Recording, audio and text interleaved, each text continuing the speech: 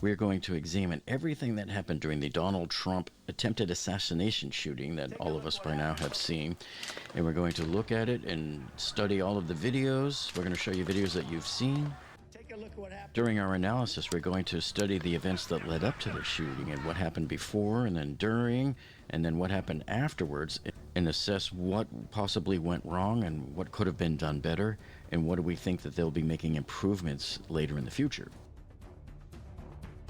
So 5 days before, the Secret Service scopes out the empty Butler Farms site. So here is that area in question right here, the fairgrounds.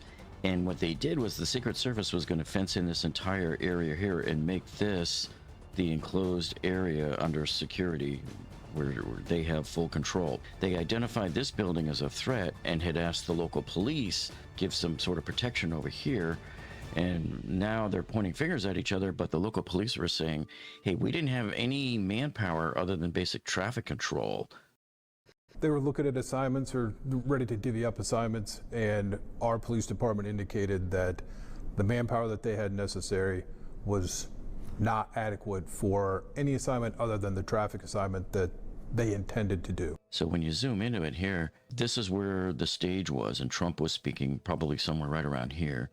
And the gunman was going to be right over here on this part of the roof, right where the arrow is, approximately in that spot.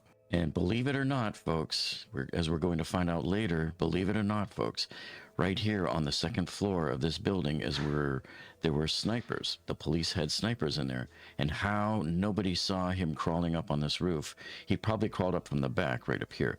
But how nobody saw him shimmying when people on the ground saw him is going to be the subject of much debate. Now, 20-year-old Thomas Matthew Crooks learns of this Trump rally that's taking place on July 13th. He learns about it on July 3rd, so he's got about 10 days to plan for it. While still in high school, he appeared in this Black Rock video as an advertisement.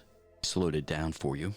On July 17th, in front of Congress, FBI Deputy Director Paul Abate was giving an update, and he told them that on July 6th, the shooter did a Google search for where will Trump speak from on Saturday the 13th.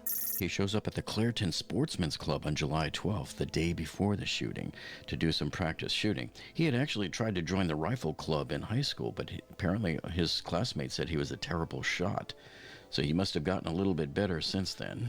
So now it is July 13th, the day of the shooting, and the shooter, first thing he does is he goes to a Home Depot early in the morning to buy a 5-foot ladder. And I believe it was the Home Depot that wasn't far away. And you know me, folks, I know my Home Depots. If anybody knows, I know my Home Depots.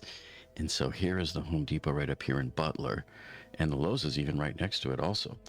And this is the site right down here where everything took place. It was right in here. So it's barely a mile away. It also could have been another Home Depot closer to Bethel Park where he lived, because he went to this gun shop here, the Allegheny Arms and Gun Works, and he picked up 50 rounds of ammunition on his way up to Butler, Pennsylvania. Now it's 3 p.m., 3 hours before the shooting, and the shooter tries to get in through security, but the magnetometers pick up his digital rangefinder, which is used to give you distances. They allowed him in, surprisingly, but they kept an eye on him, and then he left the area. Okay, so now I made up this diagram here from an overhead photo of what was going on. Now the shooter would have been way over here off to the lower left on top of the roof of one of those other buildings, which is about the same height as these over here. You can see here these red barns. And he probably would have been at about this height here, pretty much eye to eye with the Secret Service counter snipers. So remember, this is north. This is pointing north here, and then this is pointing south. So the bullets would have come from this direction from the shooter and would have to come this way towards Trump and gone over here. So that's why you see this is the locations of our victims. This one here died. He's the red dot. And the 2 yellow dots are the ones that were injured. And we know one of them was sitting right directly in the corner of the back of the bleachers here. I will be showing you later what happened here to this boom lift.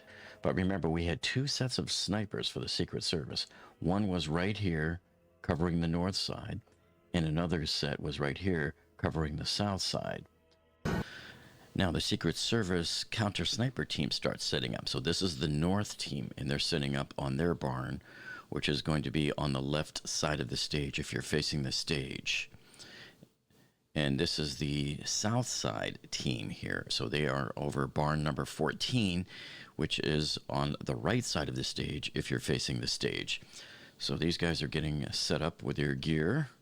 And then at 5:06 p.m., WTAE got this video from a guy who was just shooting there with his cell phone. And you can see the shooter walking outside the secure area. He's outside the fenced area, and he's scoping out that building. And the guy pans around a little bit, comes back again, and now he's just standing there outside the fence area. Kind of eerie. And then at 5:14 p.m., a police sniper captured this photo of the shooter. He was apparently using a rangefinder in his cell phone, and at this point he became a person of interest, and after this they lost sight of him.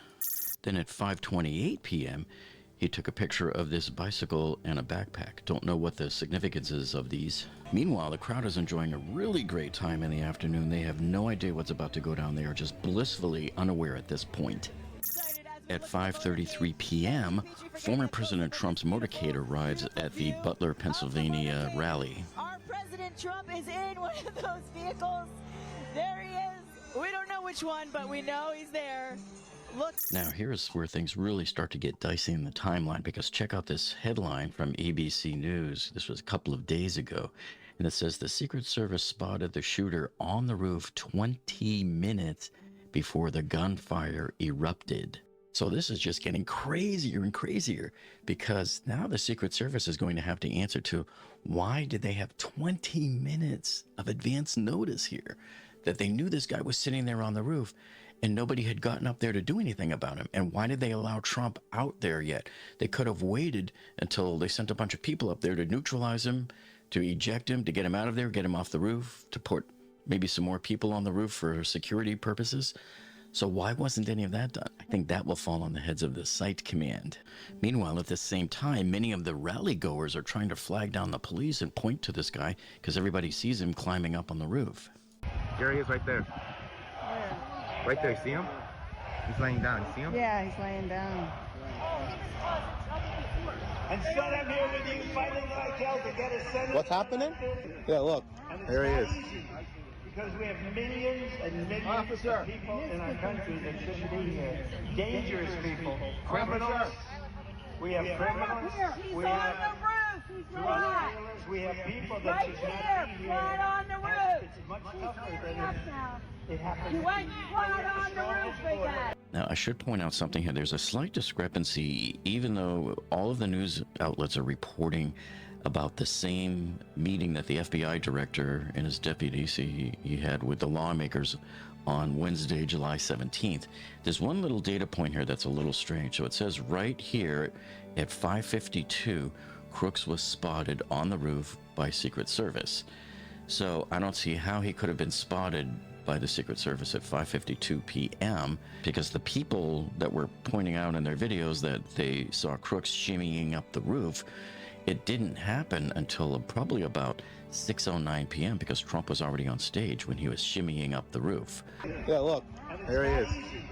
Because we have millions and millions of people in our country that shouldn't be here. Dangerous. So unless he had been on the roof and gotten off the roof, we simply don't know.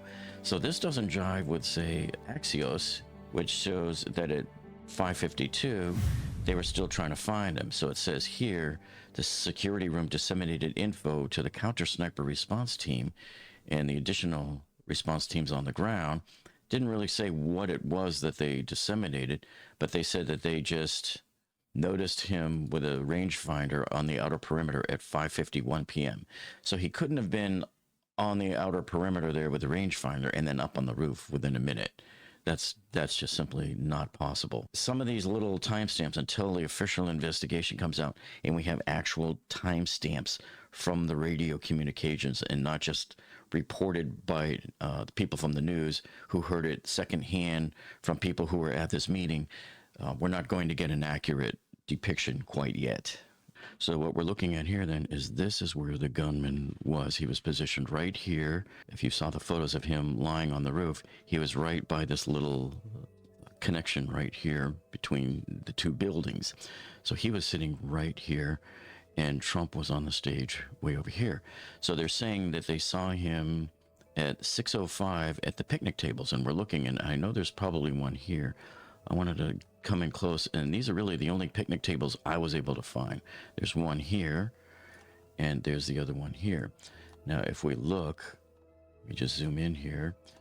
So the stage would have been right over here, and the counter sniper team, the north team, was right over here, and then the south team would be on the top of this other barn over here. So there's two different barns right here, and this probably would have been a logical place for them to see him, knowing that he probably walked over here, and the peak of the roof is right here, and he was shimmying up. Everybody saw him shimmying up here. The videos were taken from the opposite side of the building, so all of those videos of him shimmying up, he was shimmying up right here and ended up there. So it looks like he probably found a way to climb up on this little shorter roof here and then got his way up here. The police were already closing into this area looking for him. They knew that they were looking for him, and somebody spotted him, and then they couldn't find him. So these timestamps here are starting to get a little bit fuzzy, except that we know that at least by 6:10 or so, he was climbing up this roof, and people were pointing that out to the police. Now, at this time, an officer hoists himself up over the roof line, and he's peeking over there and looking, and he sees the gunman there with the gun. The gunman turns and points at him, and the officer has no choice. He has to let go. He's got both hands, and you can't engage the guy. You can't reach down and grab your gun and hang on with one hand, unless you're me at the gym. During Trump's speech, a lady notices something's wrong. Uh-oh. Where are they running to? So this woman is sitting up in the grandstands directly behind Trump, and she notices again that there's several people running over towards where that building is, and you're going to get a very quick glimpse of it, and I think they're probably cops. Oh, wow. Where are they running to?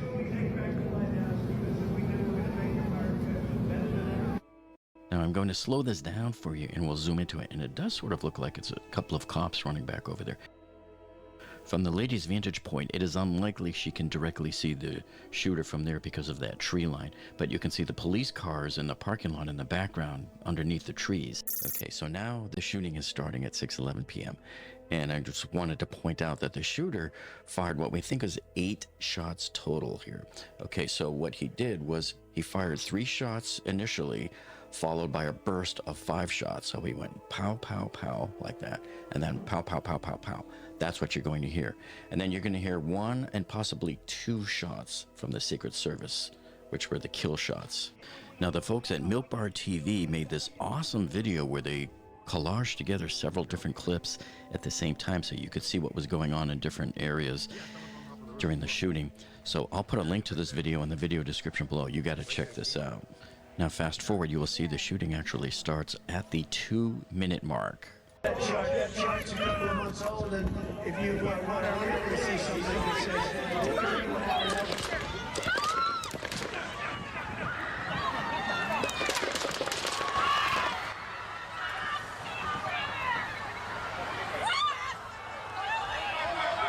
I hope he's turning this way. Be careful, guys. So I think the shooting stopped at about 2 minutes and 6 seconds. And I believe that at 2 minutes and 7 seconds is when the Secret Service got off maybe 1 shot, and then they got another one off at 2 minutes and 16 seconds, according to the timer that they have on this video. Now look at the right side of the screen. There's the bleachers behind the president, and you can see they're waving for medical help to come because that's where Corey Comparator was shot and killed at that point. You can't see anything there because he's down and the crowd's sort of blocking the view, but they're all rushing to try to get help for him. These are the bleachers on the far left side of the stage as you're facing the stage. Now let's analyze what happened when the shots were fired. Now, those of you who know my channel well, you know I did those series of videos last year on the Ocean Gate Titan submarine implosion. You remember all of those. And then I found that really good Asgad Industries video, and this girl does these great 3D modelings. And if you remember, I pointed to her video and I said, hey, go check out her video. And when I did that, this was at night when I uploaded my video, and she only had 300 subscribers. By the morning, she had 1,500 subscribers, and I had single-handedly monetized her overnight. So anyway, I'm going to do the same thing again. I'm going to show you another great video that she did here. This is probably the best of the 3D renditions we've seen so far here on the Trump shooting. So make sure you check out her full video. I'll put a link to it in the video description below for you. So her simulation shows the first bullet hits Trump's ear and then the spectator in the corner of the bleacher off to the right. Watch for the smoke behind the spectator in the corner. So you just heard the first 3 shots from the shooter. So let's hear it again in slow motion.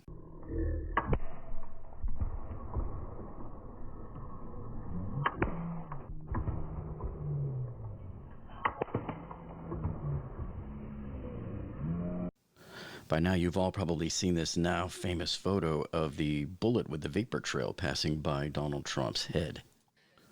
Now, the folks at Point Consciousness showed us this nice diagram that shows just how close that bullet came to killing Donald Trump.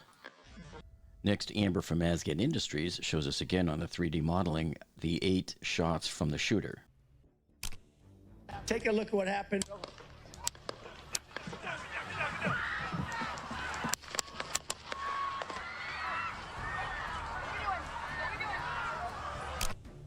With all that gunfire, it's easy to understand how these spectators were injured, even though they were not the target, including the sole spectator who lost his life that day. When the shots first ring out, check out the north side Secret Service snipers on the left here. We see something that said, take a look at what happened. Now here it is slowed down 3 times, and on the first shot he lifts up his tripod and sets back, and I'm like, why would he do that after you've spent all that time setting up? You just have to re-aim now.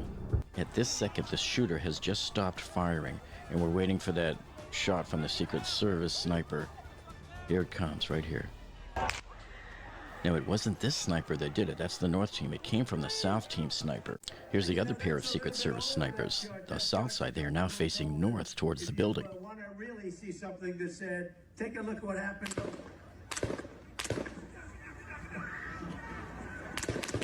And that's all they gave us. I hate it when videos end at the worst time. But here it shows the South counter sniper shooter team, and they're facing south to the right.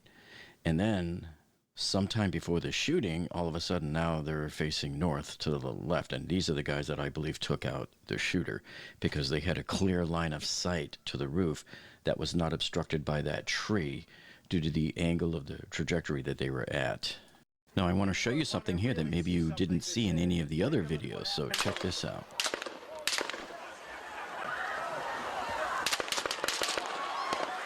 Okay, so there's the ends of the shots fired. The shooter is done. Now look over there. See all of that hydraulic oil? It's shooting out of the hose there from the boom lift. As the Secret Service is getting the spare limo ready, you can see the puddle on the sidewalk to the right of the screen there. See it? Over the cop's head. And the entire sidewalk is wet with that hydraulic fluid.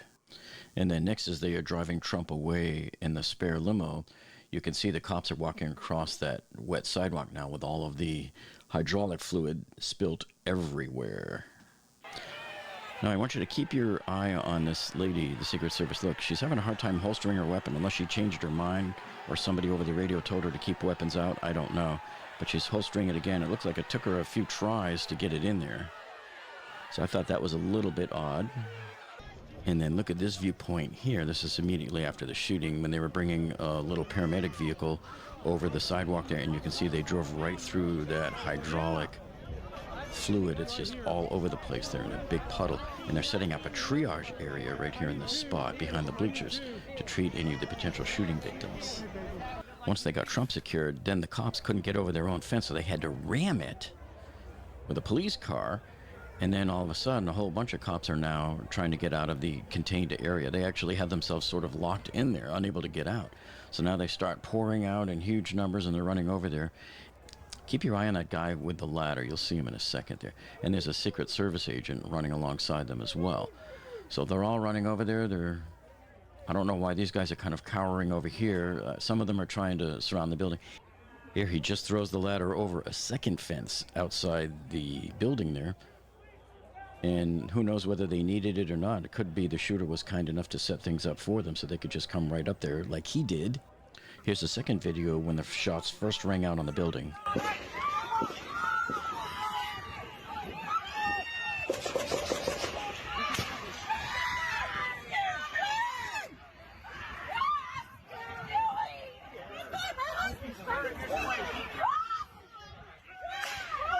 That was the last Secret Service sniper shot that took out the shooter. Now, this large group of people here, they all have their phones aimed at that rooftop. So certainly somebody there must have gotten much more clearer, less jerkier video than this. I see people positioning themselves against the tree there as a tripod. So hopefully better quality videos will emerge as the investigation continues. And certainly somebody in that crowd got a view of the shooter down on the roof afterwards. Now, once the Secret Service agents are sure that Trump is okay, they stand him up to get him out to the spare limo. And this is what I call my group hug. That's the group hug photo. And then on the right side of the screen, look where it says, watch the very moment the photo was taken. So there's Trump with his fist up in the air. And so here's the now famous shot taken by Evan Vucci of the Associated Press of Trump with his famous raised fist photograph. And guess what? Time magazine also decided to adopt it here for the cover of their next issue for the attack on Trump. And you heard it here, folks. I think that Evan Vucci is going to win the 2024 Pulitzer Prize for photojournalism because of this picture, because it's such an incredible photograph. Now, I want you to keep your eye on this lady, the Secret Service. Look, she's having a hard time holstering her weapon unless she changed her mind or somebody over the radio told her to keep weapons out. I don't know. But she's holstering it again. It looks like it took her a few tries to get it in there. So I thought that was a little bit odd. Okay, so here they are approaching the scene. And this is where the stage is. And the shooter was over here at the back end of the roof of the building here. And then here's the vantage point. The gunman was right here where this orange cone is. And let me just stop it for a second here. Because this over here, where you see my arrow, is where the Secret Service snipers were. The first group was right here, and the second group was back here on this building. And as you can see, looking straight across through this tree, I don't think they had a clear line of sight to see the gunman here. And I wonder if the gunman knew that, or if it was just a matter of convenience, because he probably climbed up here to get up on the roof and then was found dead over here. And his gun was over here, so we don't know, was he shooting from here or was he shooting from over here? But his gun was about 6 feet away from his body, maybe at the most. Now, the other Secret Service snipers stationed back here on the south side, they did have line of sight, and it is my belief that they are the ones that took out the shooter, because I don't think these guys could see him. After they left the Butler Fairgrounds there, the Secret Service motorcade for Donald Trump, they hightailed it over to the hospital.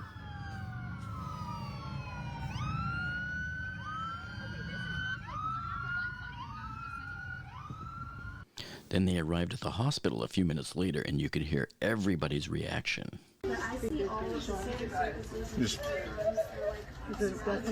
Oh yeah, we're front row, and my friend saw blood coming out of his head. Oh my God! Oh Jesus! There he is. Oh, there he is. There he is. There he is. There he is. Oh, thank God! He's walking. He's walking. He's walking. Okay, so looking at the possible mistakes made here, certainly they should have at least had 2 people on this roof here, and maybe even another one on top of this roof. Now, some of the early reports that came out said that Kimberly Cheadle, the director of the Secret Service, had said these roofs were too steep, but they are not steep at all. These are low-grade roofs that are about the same as these over here, and they certainly had Secret Service counter-snipers over here on these 2 roofs, and they had no problem at all whatsoever. And certainly the Trump shooter here had no problem shimmying up here on this roof and getting the job done. So certainly that was an oversight. I think they should have had somebody on the highest point. So you always have to pretend to the highest point here of any potential target that could be over here. And so, as you know, they had police stationed in this building right here. And I believe one of the snipers inside the building took a picture of the shooter through one of the windows on this side over here. He saw him walking around out here and using his phone and using the rangefinder. And so at that point, they should have just automatically called for a couple of officers or troopers to come out and just sit on this roof out here, knowing that they had a suspicious person there. That's the time that you start filling in security holes. One thing is for sure, though, this is a black eye for the Secret Service and for law enforcement in general. And you can bet that going forward, they're probably going to be training all the new people on all of this stuff. They're going to be analyzing this just like the coaches do on Monday morning quarterbacking. We're going to analyze and debunk some of the conspiracy theories surrounding the Donald Trump shooting in Butler, Pennsylvania. And we're also going to examine, why does the shooter's gun audio, the gunshots, why do they sound different between the first set of shots and the second set of shots? Now, before we go any further, I need to correct a mistake that was made on the last video that I did a couple of nights ago. So you remember when I showed you that site map of the whole area around the rally and the shooting there, and I accidentally put Corey, the guy that got killed, the firefighter, I put him in the wrong spot. So I need to correct that right now. So here's what I had originally showed you on my video the other night. I had showed you that Corey Comprador was on the edge of the bleacher, and I said that was the left bleacher. Unfortunately, I was wrong. I was working too late at night and not completely focused. I didn't realize right in front of me, this was the leftmost bleacher here. And I was correcting that he was on the left side of it, but I was at the wrong bleacher. So let's correct that now. Okay, so now I'm going to grab this and move it over to here. And actually, when you think about it, this makes the most sense. So this makes the most logical sense that the bullets would have come from here. The shooter was back over here on top of that little roof and shot straight this way. And that's why Corey was taken out here. Bullet went right through his head. And we don't know if it was the same bullet that took out Trump or not. We just simply don't know at this point. But the bullet went this way and hit Trump's ear. He was standing right directly here and went here. And we saw the very first bullet hit back over here in the corner. And we don't know if it hit the guy there or if it was the second or third bullet that hit the guy that was there.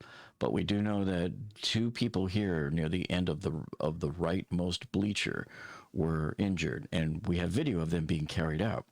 Remember, what else lends to the validity of this path, too, is the fact that this is that boom lift where the hydraulic hose got hit right here.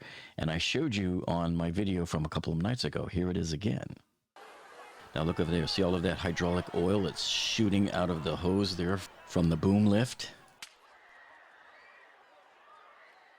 As the Secret Service is getting the spare limo ready, you can see the puddle on the sidewalk to the right of the screen there. See it? And the entire sidewalk is wet with that hydraulic fluid. So the damage path here makes 100% sense that the shooter was definitely at this angle from where the body of Thomas Matthew Crooks was found on that roof. So how did this happen? Because working 12-hour days for 3 days in a row, trying to get all of the research gathered together and working late at night making these PowerPoint slides. Yeah, we're going to make a mistake here and there, but at least I own up to it. You know, I hold myself accountable to it.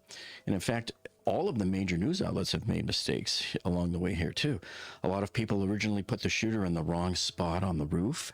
And even ABC News incorrectly reported, at least I think incorrectly, that the Secret Service knew that he was up on the roof for 20 minutes. That couldn't possibly be because he didn't get up on the roof until just seconds before he started firing. Another question that a lot of the conspiracy people raise is that, hey, maybe there was an open window. Did you see that open window on the second floor of that building? That's where the sniper really was. Well, no, that's where the police were. They were in there. And there was open windows all the way around that building because I guess because they don't want to shoot through a closed window if they need to take out a bad guy, right?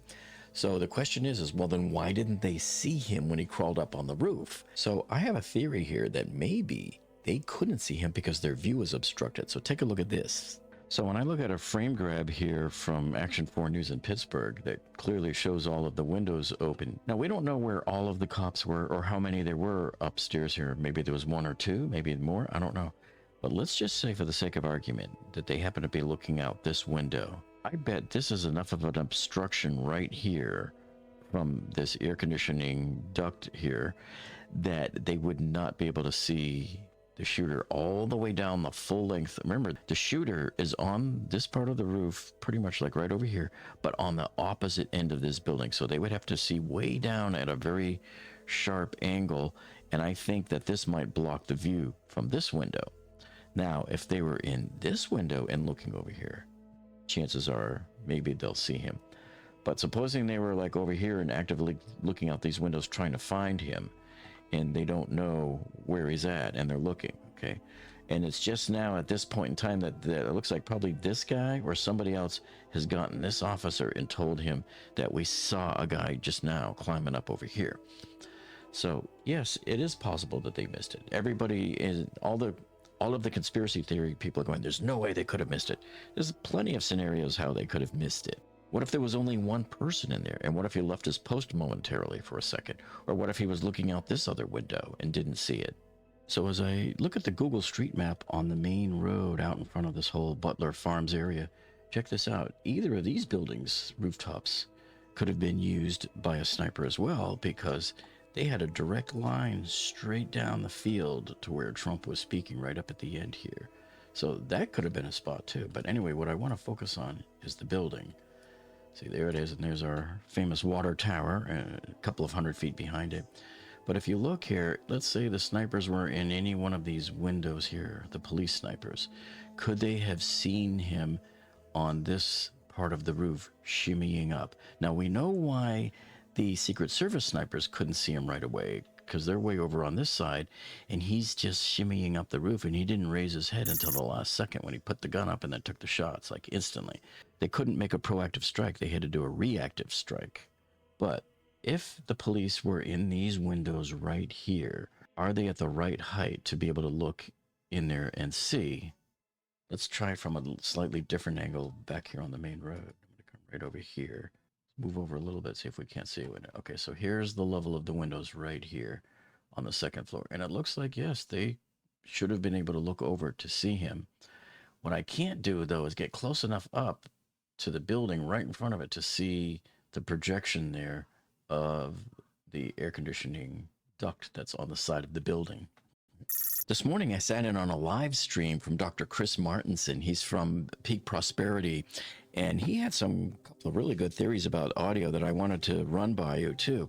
And we'll take a look at these. So one of the audio issues he pointed out here with these, all of these recordings we have of the gunshots, is why do, like, for example, the first 3 gunshots sound different than the second 5, that burst of 5? So you have pow, pow, pow, and then you have pow, pow, pow, pow, pow. Why does these 3 sound different than these 5 here? So take a look at this. Pretty reliable. It's going to point over here now. All that. So this is where this next piece was. So see if you hear the difference between those first 3 shots and those next 5, given that we're in an entirely different location, because maybe the location had something to do with it. Maybe. So let's start there. And these are the shots. Here we go. First, we're just going to look at the whole the video, and then we'll just listen to the sound file. I'll direct you to them.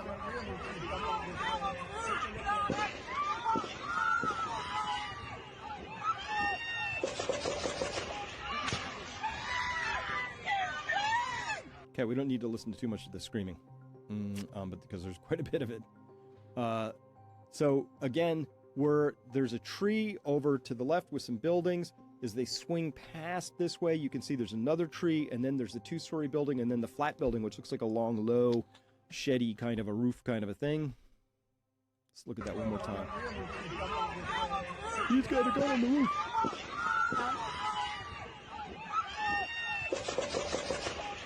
Okay. So the position of this roof, plus you heard that crack, that tells us pretty much where we are. And again, we're right about here. We're under it. Okay, so let's take a listen here. Here's your 3 shots. And then there's the 5. They do sound a little different. Let's go back again and see what happened. Here we're under a tree. Now we're turning the camera. See? So it's a completely different angle from what we had just a few seconds ago. So if we rewind it back to the beginning again, and I just want to show you what's going on. Look at the difference in angle from where we started to where we ended. Okay. So at the beginning, we were under the tree and we're facing the parking lot, the front parking lot way over here. See? So all of these people were just kind of camped out under these line of trees here. And then as you watch, as the camera tilts all the way around to the right, it's going to pan. And then here is the 2-story part of the building. This is where the police were supposedly in here, the snipers. And then our shooter is way over here at the other end of this building. Okay. And then it gets over to here when you start to hear the other 5. Okay, so let's take a look at that angle. So you can see here that there's a huge difference in angle. We're going to take a look at this in a second to see like exactly where it was and what that angle is. But let me just show you how different mics can sound. So here's my voice here. And if I even go back and come back all the way over to here, I probably sound different. And I probably sound different if I come around to the side of the microphone here. So this type of mic that I'm using, this dynamic mic from Shure, it's an SM7B. This is supposed to be my mouth within a couple of inches. That's what the instructions say. I have to be right here in order for it to sound correctly. And so if I change my location, it's going to sound different. It might not sound as full. It might not be as loud. I'm back here now. You might get some echo. Who knows? But you can see just by moving slightly how the sound changes. Okay. So if we go and take a look at that now, we estimate that the person was standing here and they were shooting through the trees, and this was that big one-story building with the parking lot in the background. This is where they were. So they were shooting this direction. They hear the shooting and then immediately turn the camera around going this way to try to see where it was coming from. And at this point, you could see the front edge of this 2-story building here, like I showed you. And then the edge, they're looking edge on this building. So that's a very wide angle. You're talking almost 180-degree difference. See, so here they are looking through that line of trees, and that 1-story building is in the background, and the parking lot for that AGR building is over here. That's a smaller parking lot. And you can see there's the parking lot right there. And everybody here along these trees has their cameras focused over there on that building. That's why he's turning around now. This guy's going to turn around. So I would love to see all of the cell phone video from every one of these people. I'm surprised they haven't published it yet or put it online, but I want to get the original files. So now he's going to turn the camera around. See, and there's the front face of the building, like I mentioned. See, he's looking back at it right here. And then he's zeroing in on the building. He's going to hear the 5 shots. And he's trying to turn around because he knows the shooter is on top of this building. And when he steps back behind the tree, you can see everybody else has their cameras up and pointed right in that same direction. So this proves pretty much that it's a huge, wide swinging angle there. And when you have almost 180 degrees difference here in direction that you're shooting at, who knows how it's going to sound? Of course it's going to sound different. Plus, the guy had originally, it looks like he moved out from under the tree and then came back in again. He was moving back under the tree for protection. So, of course, the audio is going to sound different at that point. Okay, so now that we have pretty much established that the bullet came from this direction from the shooter, and everything jives here. There's nothing here that you can say that doesn't match what I'm telling you. Everything happened as it happened. So now let's take a look at this angle here. So some people think that there's a lot of people actually that have this conspiracy theory that there was snipers in this building here that took him out. Like they're accusing the police basically of doing it, which I think is just, it's stupid, it's rude, and it's just, there's really no basis for it. But we'll go ahead and take a look at it anyway. So if there was a shooter in this room, this is the red arrow here. That would be from their sniper angle.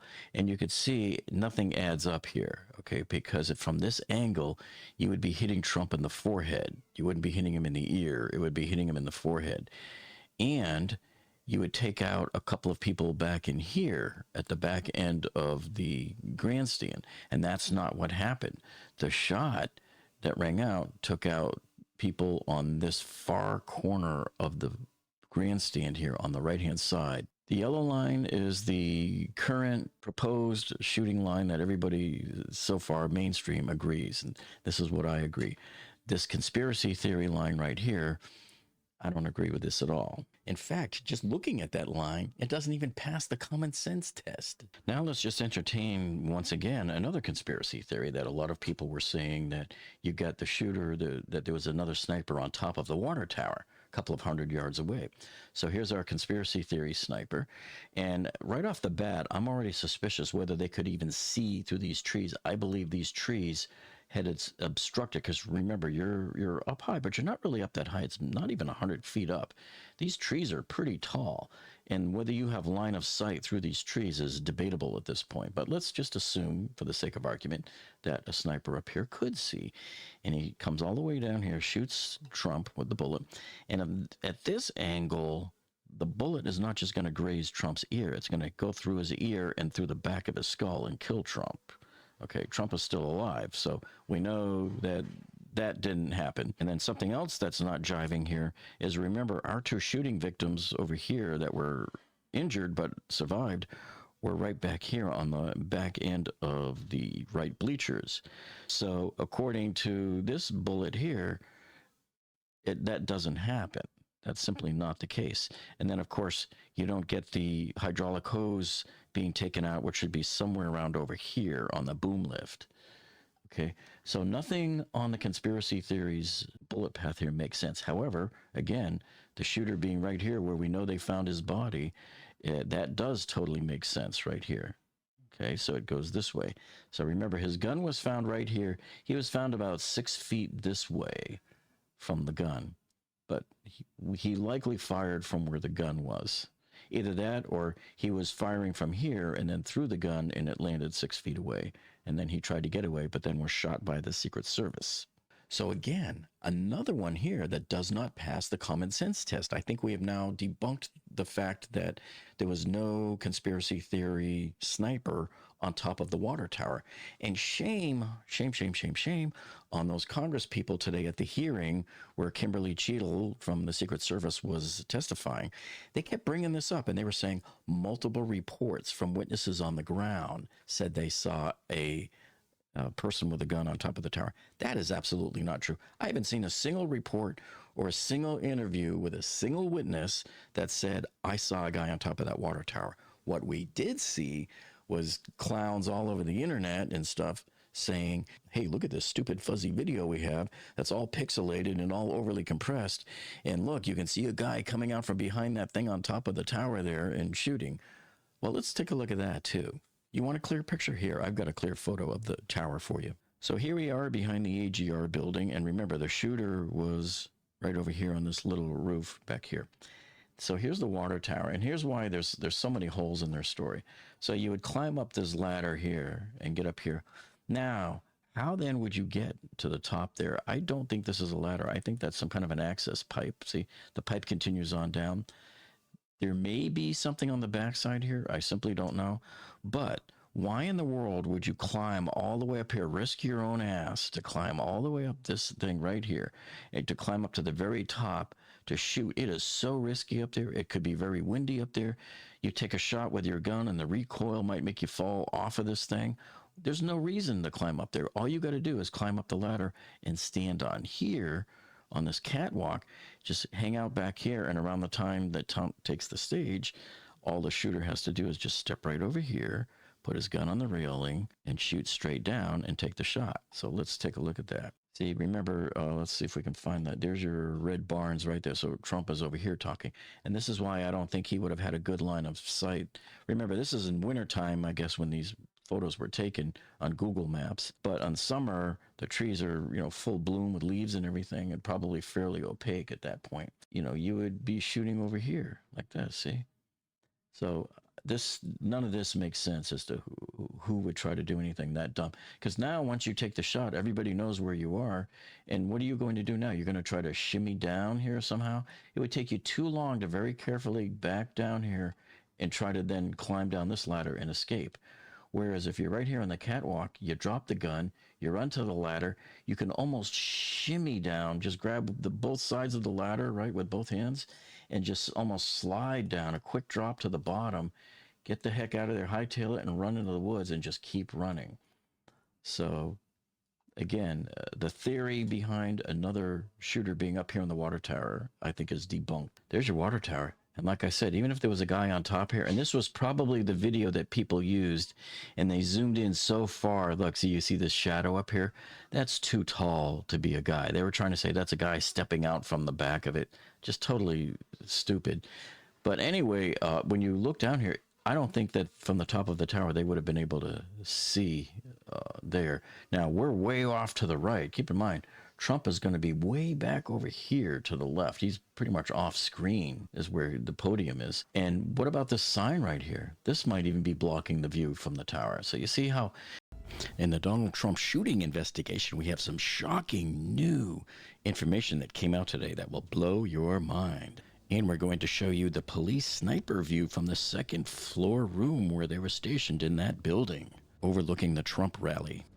You believe Mr. Crooks fired 8 shots and that 8 shell casings were recovered? Did I hear that? So there are 2 guys in that building. They leave to go look for the guy. They did not have oversight on that rooftop because they were out looking for the guy.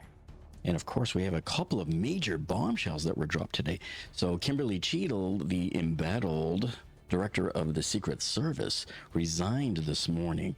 And of course, that came sort of as a shock to me because yesterday she seemed so defiant. I didn't expect her to resign today for sure.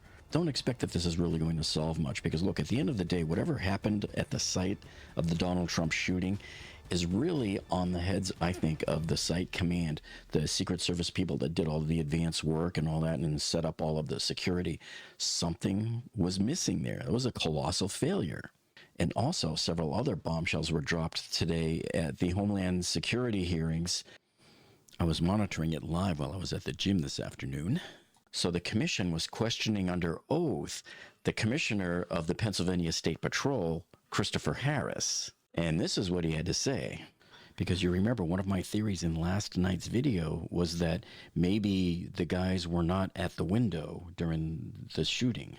Then you mentioned that the 2 ESU guys that were in the second story, so there are 2 guys in that building, they leave to go look for the guy, the suspicious person. My understanding is, yes, according to interviews. So they were not manning, they did not have oversight on that rooftop because they were out looking for the guy. Correct. My understanding is it was the grounds around there. To see it photographed now or on your tour yesterday without scores of people traversing from different parking areas to make ingress into the secure perimeter, that there was a concerted effort to try and identify and make contact with him. Sure. In conjunction with other, I was briefed that there were 2 other suspicious individuals that simultaneous to this, not terribly too far away distance-wise. I don't have the specifics, but that leaves that building with 2 sets of eyes that could have observed it, granted, by exposing themselves.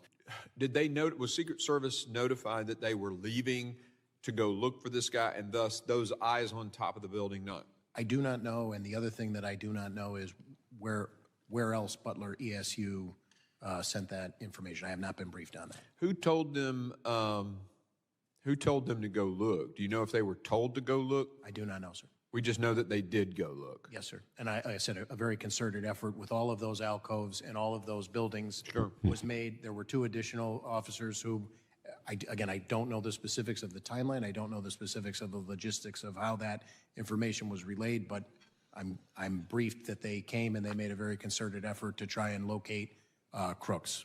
But it seems to me that that was leaving that extra set of eyes on top of the building. I find it interesting that they leave, this guy is so suspicious, has a rangefinder, they leave their post that they are manning to go look for him, yet Secret Service, and they get told about it 20 to 25 minutes beforehand, but Secret Service still lets the president go on the stage. I'm just totally blown away by that. Holy cow, this is such a major bombshell. But as I pointed out last night, that's the only scenario I could figure out how they could have missed seeing him on the roof. Because when we look at the video I'm about to show you, they were up on the roof yesterday, and you could see plainly out that window that it looks like that they would have noticed him had they been up there. All right, guys, I'm up here on the building where the supposed sniper took his shot. It's not that steep at all. Just had a 70-year-old man back here climb up on the roof easily. See that water tower behind me? Had Secret Service or anybody had sniper teams up there, this guy wouldn't have made it 5 feet up this roof. He would have been taken out. Behind me, you see the windows that Secret Service was supposedly in the second floor of this building behind. Makes you wonder why they weren't able to quickly dispatch the individual. And then behind me, back over here where those red roofs are, that's where the stage was set up. That's where the president was giving his speech from. A lot of questions here in Butler, but we look forward to doing oversight and getting to the bottom of it and making sure it never happens. So it almost looks like site safety was done here by Fire Marshal Bill. Think I'll give this little tug a looky loo check for safety violation. And if you are still fuzzy about this whole good-bad issue, take a look at this video that Representative Carlos Jimenez just filmed himself on that very roof. He is that 70-year-old man. I'm standing at approximately the site where the shooter was. As you can see, I'm a 70-year-old man, and this roof is not a big deal. So for somebody to tell me that Secret Service agents couldn't been here, that's crazy. So you can see that you've got a clear line to the president. This guy is a 70-year-old man. It's not a hard shot.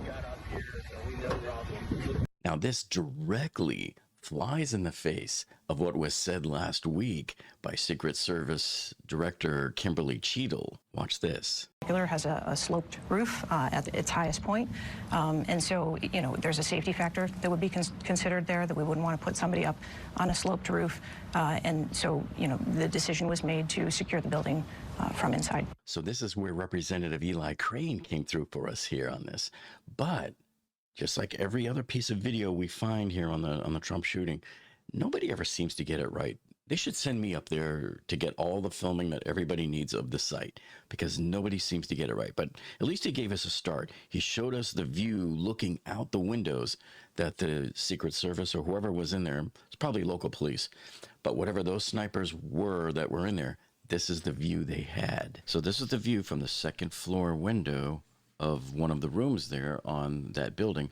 And of course he swings way over to the left where the shooter was and doesn't even go all the way over, comes back in, and you can just see they're in a small little conference room there. So Representative Eli, thanks for getting us the video, but unfortunately you left us wanting more. You didn't look out the window and look all the way down to the other end of the building. So now we can't see exactly the spot where the gunman might have been. And it would have been nice if they had like a little cone or something out there on the roof to indicate, to mark that spot.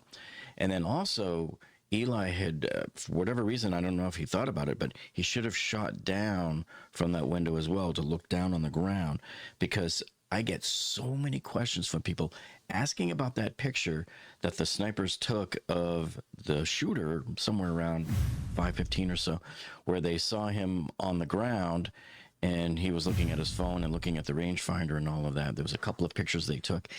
Now, many people get confused in the comments. Everybody seems to think that these photos of him were taken on the roof. They were not. He was not photographed on the roof by the snipers. This was on the ground.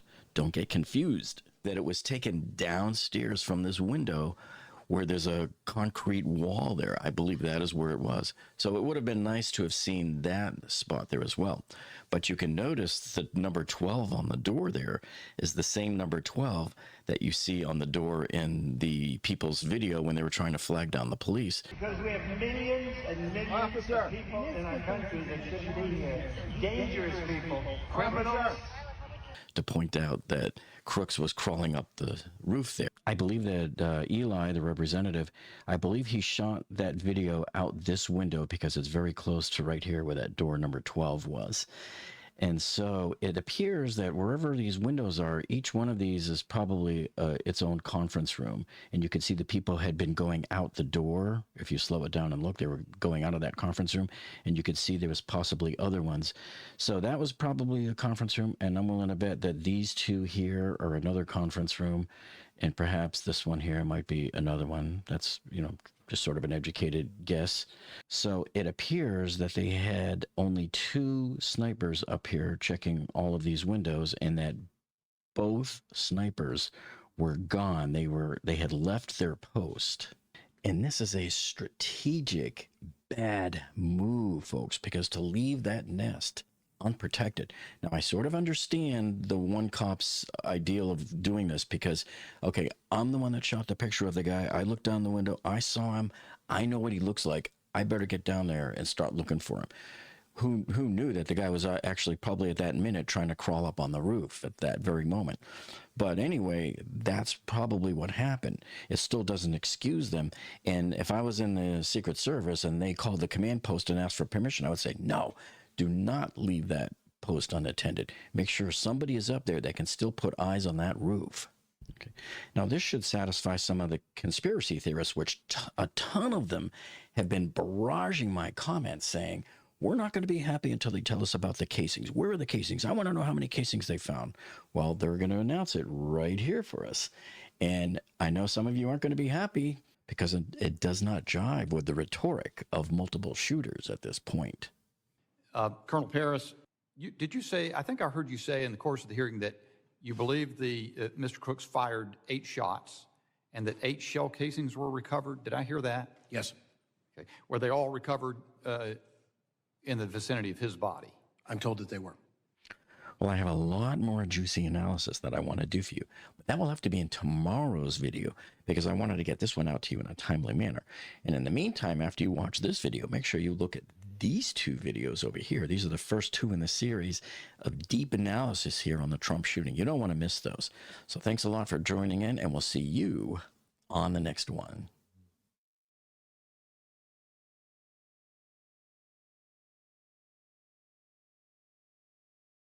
In the Trump shooting investigation, we have more police body cam video.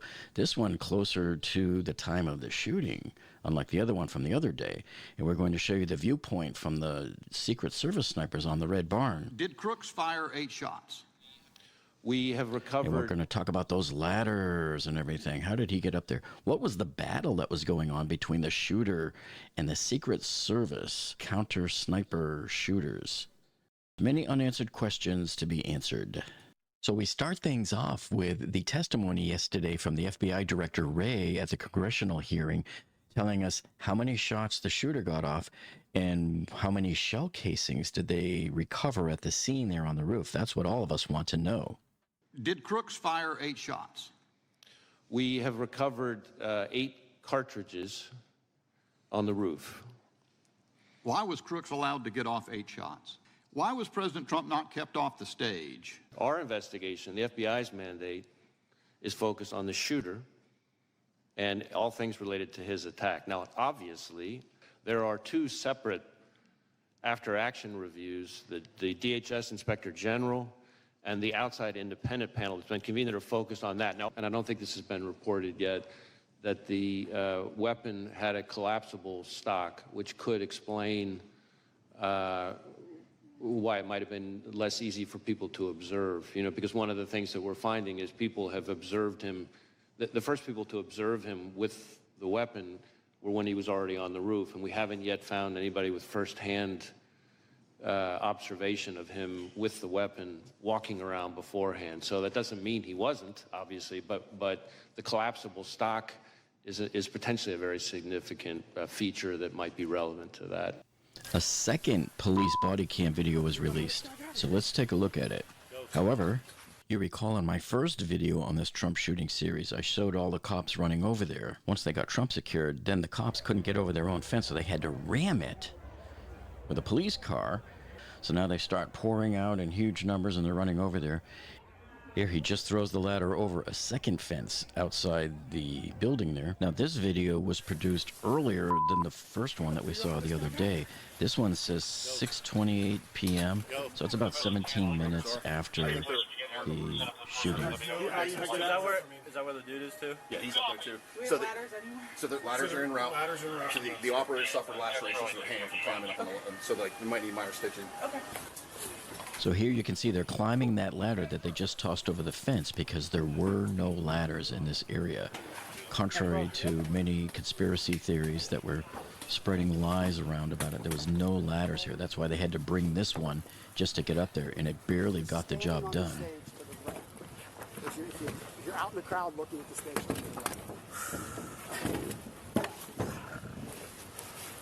Yeah. He was on a roof outside of the fence. You need anything, brother?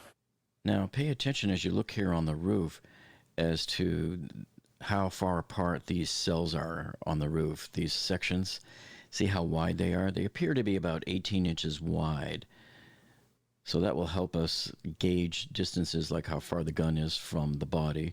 And so there the guy was trying to do CPR or checking the body to see if he was alive. It is a remote control device. It is gray in color, about 5-6 inches tall, about 1.5 to 2 inches wide, powered by a 9-volt battery. Hey, whose backpack is that? Hey. He did. He'll show you the picture of the bike and the backpack he had. Backpack on a bike. So this was his picture. There it is. UD. Where's that at? Shells over here. On both sides. Looks like what, at least 8? 1, 2, 3, 4, 5, 6, 7, 8. At least 8. Well, that was somewhat disappointing because even though we saw that they were counting 1, 2, 3, 4, 5, 6, 7, 8 shells, I want to see them. I want to see the shells on the ground there. I want to see, like, you know, the evidence markers and stuff like that, like you would normally see at a crime scene. Now, granted, this was a body cam video. This was not a video meant to show the shell casings. It was just the police officer climbing up the ladder and going and talking to the others and looking at the scene there. So hopefully we will see more information released from the FBI as to the investigation and pictures of the shell casings and where they were. I don't just want to see a picture of 8 shell casings sitting on somebody's desk in a lab. I want to see that they were there on the roof. We also now know that the shooter flew his drone over the Trump rally site at 4 p.m., just barely 2 hours before the shooting. The drone was in his car. As I said, we've been able to, by exploiting the drone, determine, its use and flight paths. There were no pictures or videos on the drone of the day of the rally, for example, but we have been able to reverse engineer the flight path of the drone from the day of the rally, and that's how we know that for about 11 minutes, from I think it's around 3:50 p.m. to 4 p.m., somewhere in that range, he was flying the drone, and we have the flight path. It's about 200 yards away from where former President Trump would ultimately be speaking. We think it would have shown him kind of what would have been behind him. But when you say behind him, behind the shooter? Correct. Like, in other words, almost like giving him a rear view mirror of the scene behind him, except again, he wasn't flying it overhead while he was later back. Because the stage, I assume, was already set, he'd been able to assess that angle with the rooftop as well. Because there's no recording of what he saw during those 11 minutes, our hypothesis at this point, the experts think he would have been live streaming it. And so we're trying to, in effect, say, okay, if this was the flight pattern, given these capabilities of the drone, what would you have seen? What could you have seen for those 11 minutes? And again, it wasn't over the stage or the kind of the hub of the rally. So now the burning question is why didn't the Secret Service have their own drone up in the air? And if not, why didn't they use any drone jamming, like frequency jamming equipment, so that nobody else could fly drones in the area? That might have helped things too. So what FBI Director Wray was saying is that this is sort of like an approximate view of what he was talking about, where the drone was about 200 yards behind him and probably moving forward to see what the line of sight would be. And that orange cone on the roof is where the shooter was shot dead. And so with that in mind, let's take a look. So as we can see from the cone there where the shooter was, there's his direct line of sight here. And it pretty much jives with everything we know. Like, there's the bleachers, the first set of bleachers. There's where Corey was standing when he was killed there. Trump was standing right here on the middle of the stage. There's the boom lift there that collapsed once the bullet pierced the hydraulic line there. And of course, we know that the other 2 victims were here on this back bleacher. So everything here jives. And he probably used that drone to help him decide where to best place himself here on the roof. And this probably helped him decide to be right here, where he would be blocked from view from the north snipers. I don't have the number of counter snipers. I know it was the Secret Service counter sniper who took the shot that eliminated the shooter. And we've conducted a number of interviews, including of him. So was it one of the 2 that we see in the videos on top of the roof, or was it a different location that shows. I'm afraid I don't have that at my fingertips here. Now, talking about the ladders, a lot of the conspiracy theory people have been asking me, what about this 5-foot ladder that he had? How come we're seeing these tall ladders leaning up against the building there? Well, I can tell you that there were no ladders on the site during the shooting. They were brought in by the police afterwards. So any of those tall ladders you saw going up to the top of the roof were brought in by police after the shooting. Yeah, he's up there too. So the ladders are en route. So not long after the shooting, Sky News showed this video from above where, look where my pointer is, you can see this tall ladder there. That ladder was not put there by the gunman, and he did not use that. There were no ladders there, and the police were actively seeking ladders to be delivered to them after the shooting, and the cops put that tall ladder there because the police needed a safe way to get investigators up to the roof. Okay, you mentioned that the would-be assassin bought a 5-foot ladder. You have a credit card evidence of that, but it looks like on the scene there was a larger ladder that he might have used. Do you know which ladder he used to get to the roof? And do you have possession of that 5-foot ladder and the other ladder? And do you know how the taller ladder got to the scene? So this whole business about the ladder is something we're drilling into more. We do have possession of the 5-foot ladder that he purchased close in time to his attempted assassination. That we've traced the purchase of that ladder from a receipt, a bloodied receipt that he had on him at the time his body was recovered on the roof. Do you know where the 5-foot ladder was found or retrieved? Was it near the roof, or was it still in his vehicle? Neither. I don't have it in front of me, but I know that it was not. I know that it was not on scene, and I know that it was not in his vehicle. But we can circle back to you and get some conversations with some of the members about the access to the roof and the ladder and so forth. And our evidence response teams and their forensic collection, we now believe that the subject climbed onto the roof using some mechanical equipment on the ground and vertical piping on the side of the AGR building. In other words, we do not believe he used a ladder to get up there.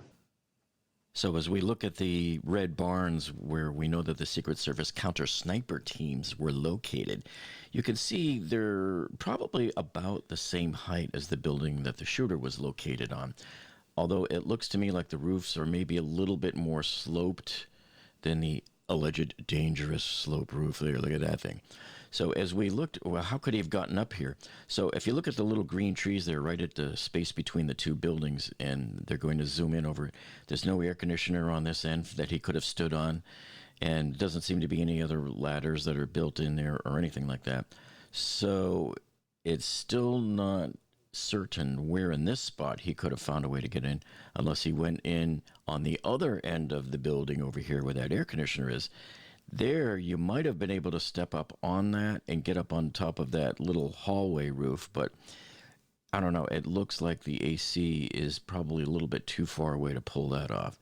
So maybe standing on the AC, you can somehow pull yourself up onto the roof. That's unknown. But keep in mind, the window right above that AC is probably where the snipers should have been located. But we now know that the snipers had left their post to go searching for him. And now if we start here where the red barns are and just back up approximately from the line where the shooter was, not quite exactly in line, but you're going to see this view slowly gets almost into the position where the shooter was located. And so let me just freeze frame it because this illustrates it absolutely perfectly for you. I added these arrows and the shooter on there as well. We know that our shooter was somewhere right around here, between here and the red arrow and the green arrow. He was somewhere in that space. But either way, he's blocked from view from the Secret Service counter snipers that are on the north barn. So this kid was actually fairly smart because he had to have known after scoping it out that this tree would provide him some cover where they wouldn't be able to see him. And he knew that the other team was set up over here and facing south. So initially, he had the tactical advantage over the Secret Service until he stood up where the shooting started, and then they sort of knew where to look and they knew where he was. And the south team turned around and was facing north and had a clear line of sight to him. And his body actually fell right where the green arrow is, the tip of the green arrow. Kill the iPhone, you say? Few companies have the guts to kill an iPhone.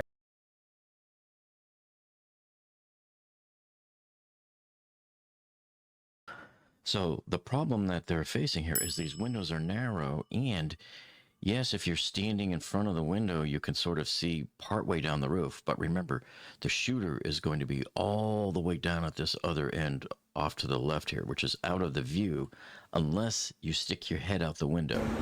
So here Eli Crane stuck the camera out the window and stuck it all the way down. But even then, we couldn't see all the way down to where the shooter was, unfortunately. Let's put the camera right up here at the window. Now, do you see that air conditioning unit down there?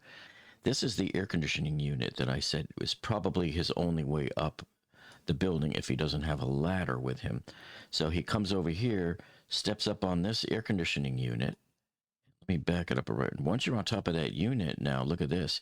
You can very easily shimmy up the side of the building, this remaining few feet here. These are the high and low pressure lines that feed the air conditioning condenser unit out here.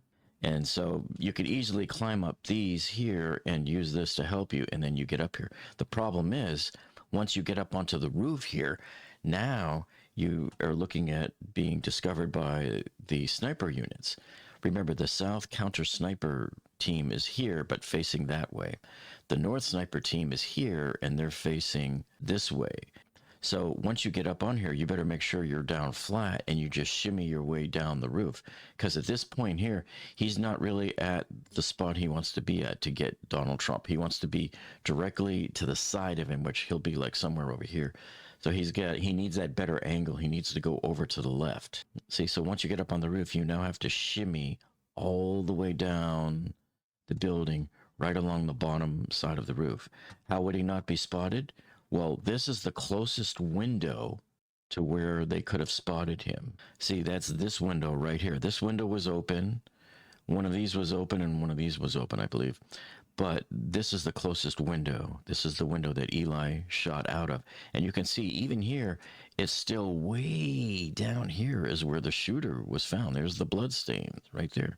So we know this is where the shooter was shot, and his gun was a few cells over, like right here. A very sharp angle, easy to miss if your head's not sticking out the window, and even easier to miss if you're not there at all because you left the post and went downstairs, right? So the problem is exacerbated by if you were to go to one of these other windows, because now it looks like you're 30 more feet away, and then over here, forget about it, you're 60 more feet away. Look how big the distance is compared to this guy walking down here. So it's not quite as easy as you would think to spot some guy that's way over here. Your head has to be sticking out of these windows. But I still maintain that they weren't even there at all. I think that if you're standing in front of the windows inside that room, you can't see him until you stick your head out the window. I think is the big security flaw here. They should have been out on the roof, stationed there with a chair, a cooler, and we wouldn't even be having this conversation right now. So the question everybody's wondering now is, okay, if he was up on the roof then, why didn't the Secret Service counter snipers see him, and why didn't they take him out when they had the chance to before he started shooting? That's the burning question. So this is what has a lot of the conspiracy theory people up in arms, and probably rightly so. But let's take a look if there's an answer for this. Now, Spa Guy put out this awesome video where he put a drone up the other day over the Red Barns where the Secret Service counter-sniper teams were. This is awesome. So I'll put a link to it down in the video description below for you. But he flew all over this and all over the building where the shooter was. And right where the arrow's going across is about where the stage was. I'm going first to where the counter-snipers were. So what I figured out is when you're at this position where they were looking back to the building, The short building right here is where the sniper was, but he was concealed behind that tree right there. So they could not see him from this position. From the other position, the other barn further back, it was not concealed from them. So I believe that they are who took the shot. He also did some circling around the building where the shooter was located. He also zoomed in and got reasonably close pictures of the surface of the roof, too. Now, they have drone video of some of the representatives, the lawmakers that visited the site here, and they were walking all over that roof that was supposed to be so steep and so dangerous. So remember, Trump was on the stage right about here. You see the pointer. And you had a sniper team here from Secret Service here, and another counter-sniper team here. And the North team faces this way, the South team faces this way. Somewhere around the time they got word that there was a guy on the roof over here, which would have been right around 6:09 p.m., 2 minutes before the shooting, is when we see the South team of snipers turn around and face this direction. That doesn't mean they can see him. Remember, the apex of the roof is right over here somewhere in the middle of the building. And he's back over here at 6:09. And he's shimmying up. Witnesses on the ground, and we saw it on their cell phone video, have alerted the police that he is now shimmying up the roof at this point. Right there, see him? He's laying down, see him? Yeah, he's laying down. Yeah, look, there he is. Because we have millions and millions of people in our country that shouldn't be here. Dangerous people, criminals. We have criminals. We have. So here I've slowed it down for you 3x, and you can see he's just kind of laying flat, and every once in a while he'll stick his head up just to see if he can see a view there, and then he'll lay back down, crawl a little bit, he'll shimmy some more. He's trying to keep on sneaking quick views of Trump at the stage without being seen by the CS snipers. Now, I slowed this part down to show you, too, because a number of conspiracy theorists have left comments from me saying, why was he wearing white pants in the witness video, but then on the roof he's got shorts? Something's faked at stage. But you can tell, because look right here, when he lifts up his leg, you can see very easily and clearly he's wearing cargo shorts that cut off at the knee, see? Now, if you remember that famous video that showed him walking around the grounds beforehand, and you zoom in and look, you can easily see he's wearing shorts with black socks. And duh, if he was wearing pants, you wouldn't be able to see the socks going halfway up his shins. So here's the problem with some of the conspiracy theorists. And a lot of people always say, why do you come down so hard on them? Look, it's one thing for you to believe that, okay, maybe there was an extra gunman. Okay, I have no problem with that, if you believe that. I have no problem with the fact if you believe that Trump wasn't hit by a bullet, that it was glass or shrapnel or whatever.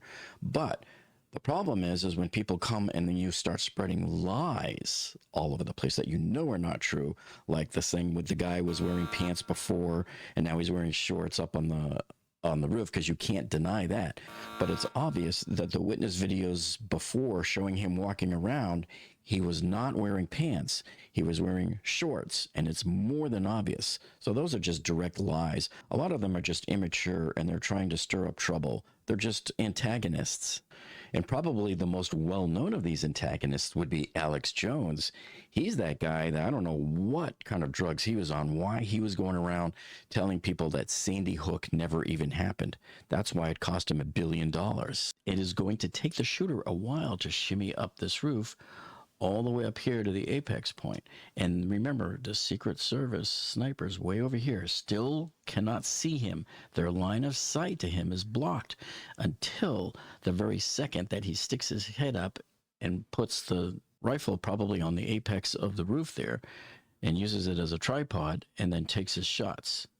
So that could be why those first 3 shots came reasonably close to hitting the president, and it even hit the rally goers there in the crowd. And he likely stood up after that to fire the rest, the other 5, in a rapid fire burst mode, which then is what exposed him and enabled the sharpshooters over here to acquire him as a target and then shoot him probably about 10 seconds or so after he stops firing. Now, Pastor Matt Everhart lives pretty close by to the shooting site, and he went by there the other day and got himself his own video. He wanted to see what was going on. And this clearly shows it here. So you can see with the sniper teams way off in the distance back here, sitting on this barn on the roof there, it looks to be roughly the same size, the same height as our building here where the shooter was. So I'll put a link to Pastor Matt's video in the video description down below for you. You got to go check it out. It's very informative. And so if they're sitting right here, their line of sight is going to be probably coming right over here, and all they can see is this side of the roof. They can't see the other side of the roof where the shooter is shimmying up. And all I can say, Matthew, is thank you so much for taking this video and giving us this shot. Because one thing I always wondered was how could the people who were shooting on the ground up at the shooter, he was over here and he was shimmying up the roof, how could they see him on the roof when they're below the roof? Turns out they're not. This area right here where many of them were shooting is a high ground.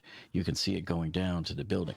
So that's how they were elevated just enough to be able to see him shimmying. So that answered that question that I always had.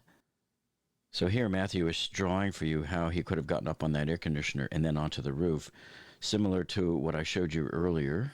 Now I want to take a look at why it is that the Secret Service counter snipers took so long to take out the shooter after he started shooting. It seemed to be about, I don't know, maybe 10 seconds or more after he stopped shooting before they took him out. So let's see, like, when did they spot him? When was he in their scopes? Okay, so here's what I'm saying. So here is our shooter, and I'm going to plant him right here. Now, this guy in my drawing, he's not all that accurate because he's actually already up, elevated a little bit in that prone position. But the shooter was actually like this, crawling along and shimmying along the roof until he could get close enough to where he could take the shot. He could see the president. So that's probably somewhere around here. I would probably go like near the peak. Maybe he stopped a little before it to make himself a little less visible. This is consistent with what we see in the aerial footage of the shooter's body on top of the roof afterwards, where you can see it's covered by the blurred spot there. But you can see it looks like he stopped maybe a foot or two at the most from the peak there, from that ridge on top of the roof. Remember that ridge cap on top of the roof line there has a slight elevation too. It looks like at least a few inches up. So he has to really lift his head up, and he likely had the nozzle of his rifle resting right on top of that ridge cap. So let's just say he stops like right around here, and he's not going to be seen really by anybody until he lifts his head up, sets the rifle, and then takes the shot over the top of the roof here. Yeah, so remember, the Secret Service snipers are looking this way from the far right, and they're roughly at the same level as he is, so they're pretty much not going to see anything until he lifts his head up. And then, of course, once he started shooting, the cat's out of the bag. Now they know where he is, and now he's probably up like this, and he might have even been standing up. If he was standing up, he'll be up this high. But if he was just up like that, clear enough to take the shot over the top of the roof, that's when they now have line of sight directly to him and put a single shot right through the skull is all they needed. Yeah, and one other thing too, if you're new to the channel here, make sure you check out these other two videos over here, which are the first two videos of this series here on the Trump assassination attempt, because they're juicy, they are filled with lots of great info for you, and guarantee you will like it. So thanks for joining us, and we'll see all of you on the next one. So many people are absolutely convinced that at the attempted assassination of Donald Trump in Butler, Pennsylvania in July 2024, they think that there was a second gunman on the water tower. There's a lot of purported evidence going around the internet, so we're going to take a look at this evidence tonight, and we're going to try to determine, could there have been a second gunman on the water tower, and what could that second gunman have accomplished if they were up there on this water tower. By the way, I got a hold of the Secret Service operational plan for the next gig that they're doing, and this is it right here. This is how they operate. And so I found this one out on the internet, and I thought this was just so apropos for what was happening this past week up there in Butler, Pennsylvania. Now, first, I have a little icebreaker for you. I want you to let me know in the comments below here which of these two following here do you think are the best Trump impersonators? Hello, everyone. As we've now learned, a number of world leaders have tested positive for coronavirus. Well, my test was negative, as you all know. In fact, it was so negative that the doctor said they never saw a negative number so low, so low. They said it was beautifully negative. They were very impressed. It was perfect. It was perfectly negative, tremendously negative. Actually, they've never seen a test this negative before in history. I want you to vote yes or no. Is this the greatest impersonation of Donald Trump on the internet? You've been warned.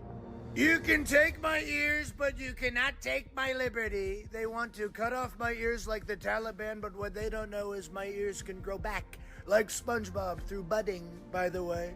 Hit me with your best shot, why don't you? Because if that's the best you got, you're a loser. So here is one version of the clip right here. And then here is the other version that you can see it off of the RSBN video. See something that said, take a look at what happened.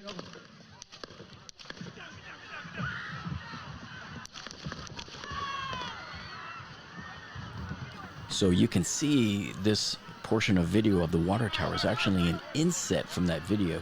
You can see the little square drawn on the upper left-hand part of the video. So what they're saying is, and this is really just a shadow, but a lot of people were saying this is a guy sticking out from behind this cap here on top of the water tower.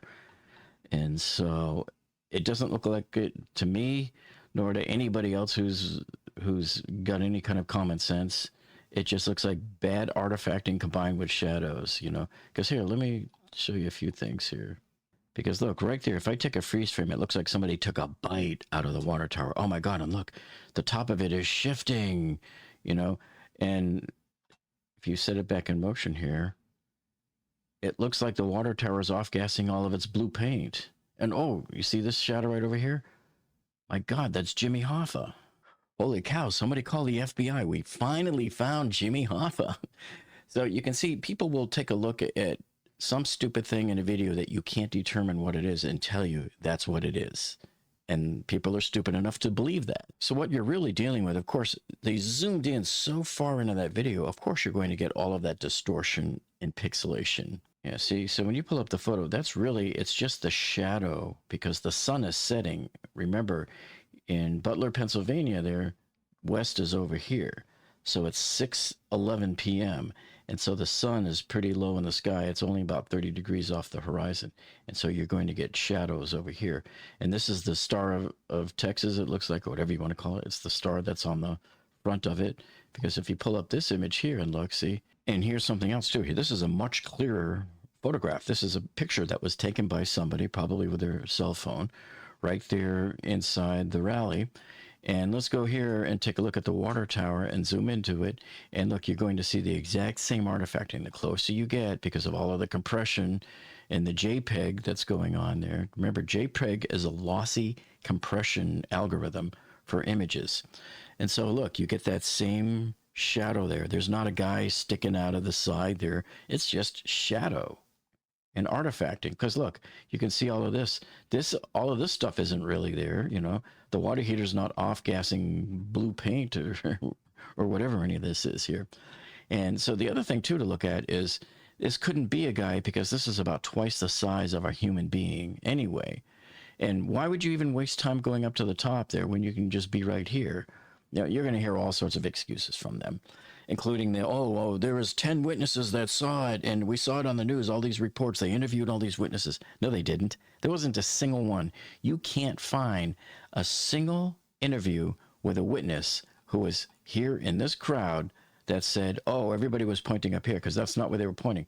Everybody knew and saw that he was right over here. He was right on the other side of this peak right here. And these guys all over here in the background, these are the people that were calling the cops and calling out to them and saying, he's crawling up the roof, he's crawling up the roof. And some of them were over here too by these other trees, but by now they've all come over here to take a closer look. So this was obviously taken right before the cops started running over there. So if I was going to be a shooter, the place I would be way back over here and just camp down on that catwalk and come out at the right time to take my shot. Because if I'm way over here, it's not likely that the Secret Service snipers back off to the right on the red barns are going to see me. Now look at this video shot from the right side stands. So Secret Service has Trump right over here, and they're getting ready to walk him off the stage here at this point. And we're going to see the water tower in just a second here. Okay, so I'm going to freeze frame it right here. So this is the 2-story building right here. And then it ends, and then the 1-story building starts right here. And the 1-story building continues all the way back over here. And so the shooter shot from somewhere back in here on the 1-story building. Because remember, this is the edge of the left stand, and we're shooting from over here from the far right of the right stand. And so you draw that line from here on the far right of the right stand through the podium where Trump was speaking right there, through to where Corey was standing right around here where this vertical pole is. That sort of marks where he was standing. And then they're getting ready to move him down. So the water tower is further back here beyond the 1-story building, which probably ends somewhere around over here. But look at the line of sight. It's completely blocked from there to the podium by the giant sign, like I said, the scoreboard here. And so even though maybe from here, looking over the trees, you might be able to see the grounds and maybe possibly real close to the stage area where Trump is standing, the fact that you have that big scoreboard directly in that path there means there's no way anybody on this water tower is going to see where Trump is. So see the line of sight here from here all the way across here, all the way across where the podium was, and all the way across where Corey was standing here. There's the roof line of the 1-story building in the background, so you have a better vantage point of it here. And you can see they're zooming in, and they're carrying Corey out right now to get him medical help. And he was sitting right back here. Hey, but you know what? I'm willing to entertain the thought of a second gunman on the water tower, so let's take a look. Let's take a look at this map that I've made, and we'll see, can a guy on top of that tower see what's going on? So I showed you this slide on one of my other videos earlier in the week, and I'll show it here again. I drew this red arrow from the top of the tower all the way down to where the platform is right here, where Trump was speaking. So the question is can we get a clean line to it? Well, yes, we can get a line to it. The question is are there any obstructions along the way? Do these trees interrupt the sight line? And what about this large screen behind the bleachers? Is that obstructing the view of the water tower as well, directly to Trump? And I think that this screen is. Okay. So we're wondering now then, would there be a second gunman on top of this water tower? And would he be successful in spotting Donald Trump standing at the podium? And can he take a clean shot and hit Trump from the top of that water tower? Well, lucky for us, I think the answer has been provided for us again by Spa Guy. Now, if you remember, I showed you his video in last night's video that he went up there. You remember I showed you he went all over there and he did drone videos from above the building and zoomed in on the roof and took the perspective from the Secret Service snipers on top of the red barn, so we could definitely see that the tree did block the sniper's view. So now we're going to see his video that he uploaded last night where he went all around the water tower. So let's take a look. Hello everyone, I just landed in Charlotte. We have a tremendous rally, unbelievable crowds. People can't even get in. It's really great to see. And so right here, he's going to zoom over to the left, and he's showing us the water tower here. Now he's going to bring the drone down to the level right in front of the top of the tower. And as he zooms in, you can see the ladder going over the top of the back of the water tank there. And so you can see just how tall that thing really is. It's taller than a regular human being. And they're going to turn around now and check out that vantage point from there. Although I wish he really would have waited until he was right on top of the vent, on top of the tank. And look at this view showing the entire roof of the AGR. Okay, so I will put a link to Spa Guy's water tower close-up drone video down below. You got to go check it out. He goes all the way around the tower, showing you the ladder that's built onto it and how easy it is to climb up to the top, to the back of it. Pretty scary, though. I would not want to climb up to the very top of that thing. Okay, so I made a freeze frame of it right there to show you where everything is. So you see this sidewalk that seems to cut across the field horizontally. So Trump's little staged area was right in front of that sidewalk. So he was standing on the podium, probably, I'd say, like here in the middle of the tree. So to me, it's very iffy whether we have a straight line, because remember, we're at the same height as the top of the tower, whether you can really see Trump on the platform right here. Now, the shooter was located here, right here on this roof, and he was shot dead, like right about at this spot. Because if you remember, they think that he came up on here and then hoisted himself up to the roof. His backpack was found right here, right directly in line with the roof of this little hallway. And then the shooter was right here taking the shot. So he was far enough to the right of these trees to be able to see Trump over here, but yet to not be seen by the north snipers, which were located right here. So now we can see who was blocked, who had view, and who didn't. And so it appears that from the water tower, you would not be able to see Trump through the trees. You can't see the forest through the trees. And even if you could see through the trees, you're not going to see through the big sign that was there, the giant scoreboard sign. So I don't think anybody up there would have had a shot at Trump at all. And of course, now the conspiracy theory people will change the tune and say, well, the guy was up there to take out the shooter. Well, there was no guy up there. You see, you have failed to prove to me that there was a guy up there. Oh, but listen to the audio. You know, you're hearing all these people saying, well, the first 3 shots sound different than the second 5 shots. So therefore it was 2 guns. Okay, even if there was 2 guns, that doesn't place the second gun on top of the water tower. But that's the most logical place. It had the best view. No, I just showed you. It didn't have the best view. It didn't have the view of Trump. If the intent was to have a second gunman, that was a poorly chosen spot to be. And the crappy little compressed video with all of its artifacts on there and the fuzziness and the graininess does not show me a guy stepping out from this gigantic thing there that's twice his size, and yet in the shadows he's taking up the full size. Not buying it. And let me just take this freeze frame grab here from his camera, and we can see most of the entire AGR complex here. Well, I'll tell you something that is missing from the water tower here is why weren't there any Secret Service agents up there? Probably all of us have asked this question since day one. Why was there no police snipers on top of that water tower, just sitting there comfortably in a chair on a catwalk? All you got to do is sit there. You can even drink a couple of beers if you want, all right? But the drunkest guy in the world would have seen anybody walking on that roof down below. Okay, so I made a frame grab here from Spa Guy's video where he panned the drone around from this is from the angle of the water tower looking down on the whole AGR complex. Here's our shooter, not to scale, of course. I made him bigger so that you could see it, but this is the exact spot where he was at on that roof. So had they had a man up there or 2 even up on that tower with a rifle, they could have looked down on here and seen, look at this, every single rooftop pretty much on this whole complex, except for maybe part of the roof on this building way over here that's covered. But, you know, look what else you can see. I can see this roof way over here. These businesses that are way back here. Remember, Trump is speaking over here just off behind this tree. All of these rooftops I can see except for maybe part of this one here. But I definitely have eyes on all of these rooftops and even all of these back over here too.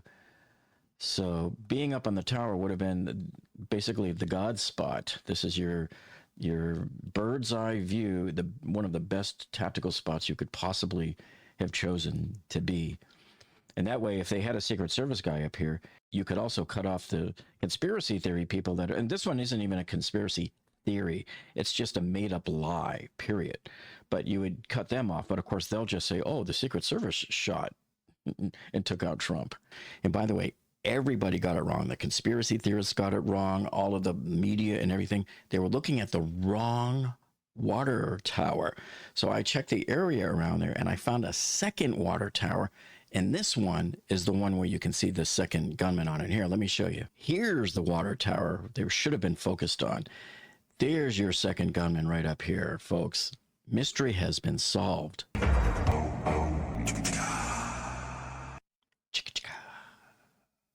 Yeah, and one other thing too.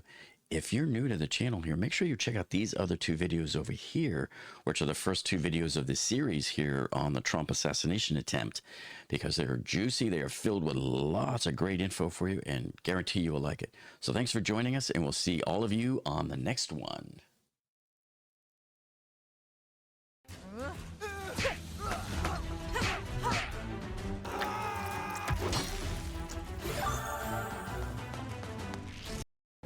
Continuing our analysis into the attempted assassination of Donald Trump, there was many people all over the internet, probably due to early reports, but they were all claiming that Trump was not hit by a bullet, but rather by broken glass, possibly from the teleprompter.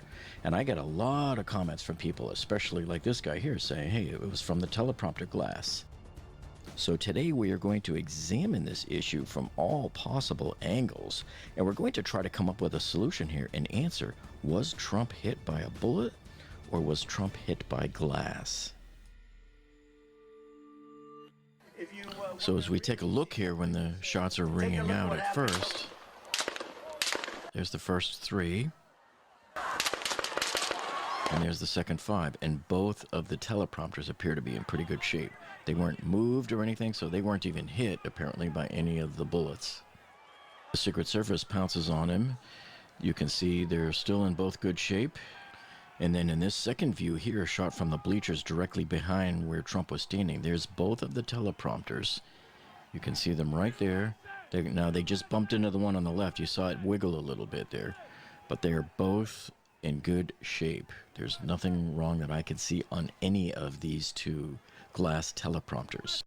And then this photograph right here, shown probably just seconds after that scene, there's Trump's shoe on the floor there. Look how crystal clean that carpet is. There's no shards of anything. I don't see a speck, no glass, no nothing there. And then in this shot here, you can clearly see both of the teleprompters, and especially the one on the other side is the one that's of importance here, because you can see it's perfectly reflecting at an angle there the grass behind the podium where Trump was standing. So it doesn't look like it's in any type of distress at all. And this photo here shows the opposite teleprompter there, so that one's in good shape. And this one here shows most of both of the teleprompters. Again, they look like they're in good shape. And this photo here shows both teleprompters are in great shape. And so taking a closer look at this photo, let me show you something that some of the conspiracy theorists are going to try to do. And actually, at this point, I'm not even calling it a conspiracy theory. This is just conspiracy fabrication. They're going to make up all sorts of stuff. Some of them are going to point to this little white square over here, you see, and they're going to, oh, see, something's wrong with the teleprompter. It got shot. It's shattered here. It's busted. Something's wrong with it. It's cracked.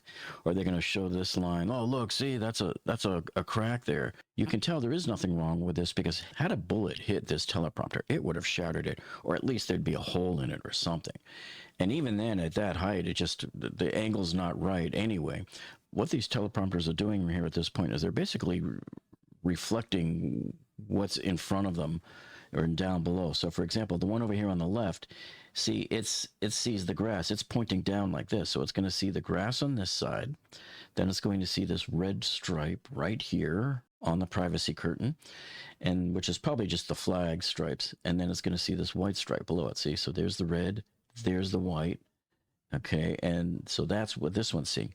This one is probably just seeing the red carpet down below, and these here might be shadows on the carpet. I think our big takeaway here is that there was no glass. There was no shrapnel or anything on the floor below the teleprompters. It wasn't the teleprompters. There was no other object between the shooter and between where Trump was. He was standing right here. Nothing else could have worked. So here's a slide that I made the other day for, the conspiracy theory shooter. Some people say there was a shooter inside the building there, but even that trajectory doesn't match anything really, because nobody on this side of the right bleachers got hit. But I want to take a look at, let's just entertain the thought for a second. What if a bullet did hit the teleprompter and also went this way? So it would have to go at this angle, right? So what are the possible sources for a trajectory like that? Well, here we know there was nobody there because there was so many crowds of people right here, thick crowds that would have seen him. And where else could it be? Back here somewhere? It's just not likely. And not only that, if a bullet had gone this way and shattered the teleprompter, it would have absolutely have hit somebody else on this side of the middle bleacher. Nobody in the middle bleachers got hit. So I think that kind of puts to rest any theory that a bullet came through. And besides, we know the teleprompter was intact. Now, here's where it takes a very strange twist, because a few days ago, the FBI director, Christopher Wray, giving a testimony before Congress, he said he thought that maybe Trump was hit by shrapnel. That's like, oh, that's so bad. But what makes things worse here is this has the potential of legitimizing the conspiracy theory here on this. So, but before the conspiracy theory people start going, yeah, look, he said it was shrapnel. Guess what? If these same people are the ones that say you can't trust the FBI, then how can you trust the director when he says that it was shrapnel, you see? So the conspiracy theorists cannot have their cake and eat it too on this one. The gentleman from California is recognized for 5 minutes. Director Wray, to the best of your understanding, how close did the assassin's bullet come to killing President Trump? My understanding is that either it or some shrapnel is what grazed his ear. So I don't know that I have the actual very distance. Close, though. What's that? Very, very close. You would agree? Yes. Were some of these individuals hit multiple times? Where did all 8 bullets go? Is I guess my question. I don't have that in front of me. I'm happy to circle back and get that to you. It's assuming we have that information yet. As I said, I think with respect to former President Trump, there's some question about whether or not it's a bullet or shrapnel that that hit his ear. So it's conceivable. Although, as I sit here right now, I don't know whether that bullet, in addition to causing the grazing, could have also landed somewhere else. But I believe we've accounted for all of the shots in the cartridges. So let us get that. It's my understanding that the very first one was the one that hit the president. Is that the very first shot, or is that not accurate? I don't, as I sit here right now, I don't know the answer to that. I believe we know the answer to that. I just don't have it in front of me. You can't be serious, man. You cannot be serious. Now, I was really surprised at what he said there. I was like shocked, because I was actually in the gym listening to it live on my headphones there and doing preacher curls, and I had to just stop everything. And I go, what the heck did this guy just say? And I had to rewind it and listen to it again. He did say that. He did say shrapnel.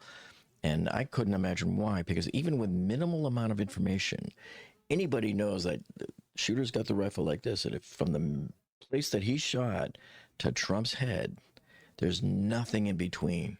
There was no glass anywhere. There was nothing that the bullet would have hit that would have made it become shrapnel or anything like that. And as far as I know, when you shoot a bullet, it's a bullet. It doesn't become shrapnel until you hit something with it. So here in the letter to Congress, Ronnie Jackson said the other day, he said here during the congressional hearing 2 days ago, FBI Director Christopher Wray suggested that it could be a bullet, shrapnel, or glass. There is absolutely no evidence that it was anything other than a bullet. Congress should correct the record as confirmed by both the hospital and myself. Director Wray is wrong and inappropriate to suggest anything else. But it gets even more interesting. I've never seen anything like this. So yesterday morning, the FBI comes out with a one-sentence statement. I've never seen anything like this. And it just says this: what struck former President Trump in the ear was a bullet, whether whole or fragmented into smaller pieces, fired from the deceased subject's rifle. And that was all they said. They didn't take any questions or anything. They just issued a statement. So this says to me that the FBI felt like they needed to come out and either backpedal or to maybe clarify the statement made by FBI Director Christopher Wray. So it makes you wonder what was going on internally there. Did they know he totally screwed up and, hey, we need to correct this, we need to make it right? Just everything that happens, it's like every person that opens their mouth just seems to make things worse. And it's almost as if they're just standing in front of the grill pouring lighter fluid right there onto the flame. And when they say it, they say the worst thing at the worst time. The building has a sloped roof at its highest point. And so, there's a safety factor that would be considered there, that we wouldn't want to put somebody up on a sloped roof. And so, the decision was made to secure the building from inside. You can't be serious, man. You cannot be serious. And if you are still fuzzy about this whole good-bad issue, This explains it. So after this, Larry Kudlow had former White House physician Ronnie Jackson on, and he gave his opinion on it. And remember, this is an expert medical opinion from a guy who's also been in wartime as well. All right, there you have it. Bullet or shrapnel, Ronnie Jackson? I know you examined President Trump. What's Ray talking about, and do you agree or not? Absolutely not, Larry. This is absolutely ridiculous that he would make a comment like this. This degrades any level of credibility that this man may have had after years of weaponizing the FBI and the DOJ against the president. It was absolutely a bullet. I examined it. It was a track of a bullet. It was scooped out in the just as it would be in the track of a bullet. It had the telltale other damage that is associated with it. All the surrounding tissue in the ear was swollen and edematous. His ear looked like a wrestler's ear when it was fat and swollen. And that goes along with the trauma from a high-velocity bullet as it passes through tissue. That's a hallmark of a gunshot wound, is that the tissue outside around the bullet track is also traumatized and damaged. And that would not happen from a piece of glass or even from a fragment. That was a bullet. Everybody saw it. The whole world witnessed what happened. That's why this man's being butchered right now, because it was on live television. And it's irresponsible for this man to make these kind of comments as a sitting FBI director, because all he does is add fuel to the fire for the morons and the assassination deniers like Joy Reid and Keith Olbermann and other idiots like that are out there that don't want the public, or they're trying to minimize what happened to the president. I think the task force is a great idea. Just like Scott said, we don't have any confidence in the #1 law enforcement agency in this country right now. And if he's going to come make statements like that, he better have some evidence of what he's talking about. There was no fractured glass on the teleprompters or anything else. So if it wasn't a bullet, what was it, and where did it come from? Yes, I got it. Fellas, thank you very much for today. We appreciate it. Well, I have a lot more juicy analysis that I want to do for you. But that will have to be in tomorrow's video, because I wanted to get this one out to you in a timely manner. And in the meantime, after you watch this video, make sure you look at these two videos over here. These are the first two in the series of deep analysis here on the Trump shooting. You don't want to miss those. So thanks a lot for joining in, and we'll see you on the next one. Continuing on in our analysis of the Donald Trump shooting up in Butler, Pennsylvania, we have some real unbelievably incredible news to show you tonight, especially with new text messages from the cops that prove that they actually were aware of the shooter over 90 minutes before the shooting actually occurred, where they had previously told us only an hour. So we have an exclusive interview to show you with all of the SWAT team on ABC that appeared this morning. Cops surrounding this whole entire...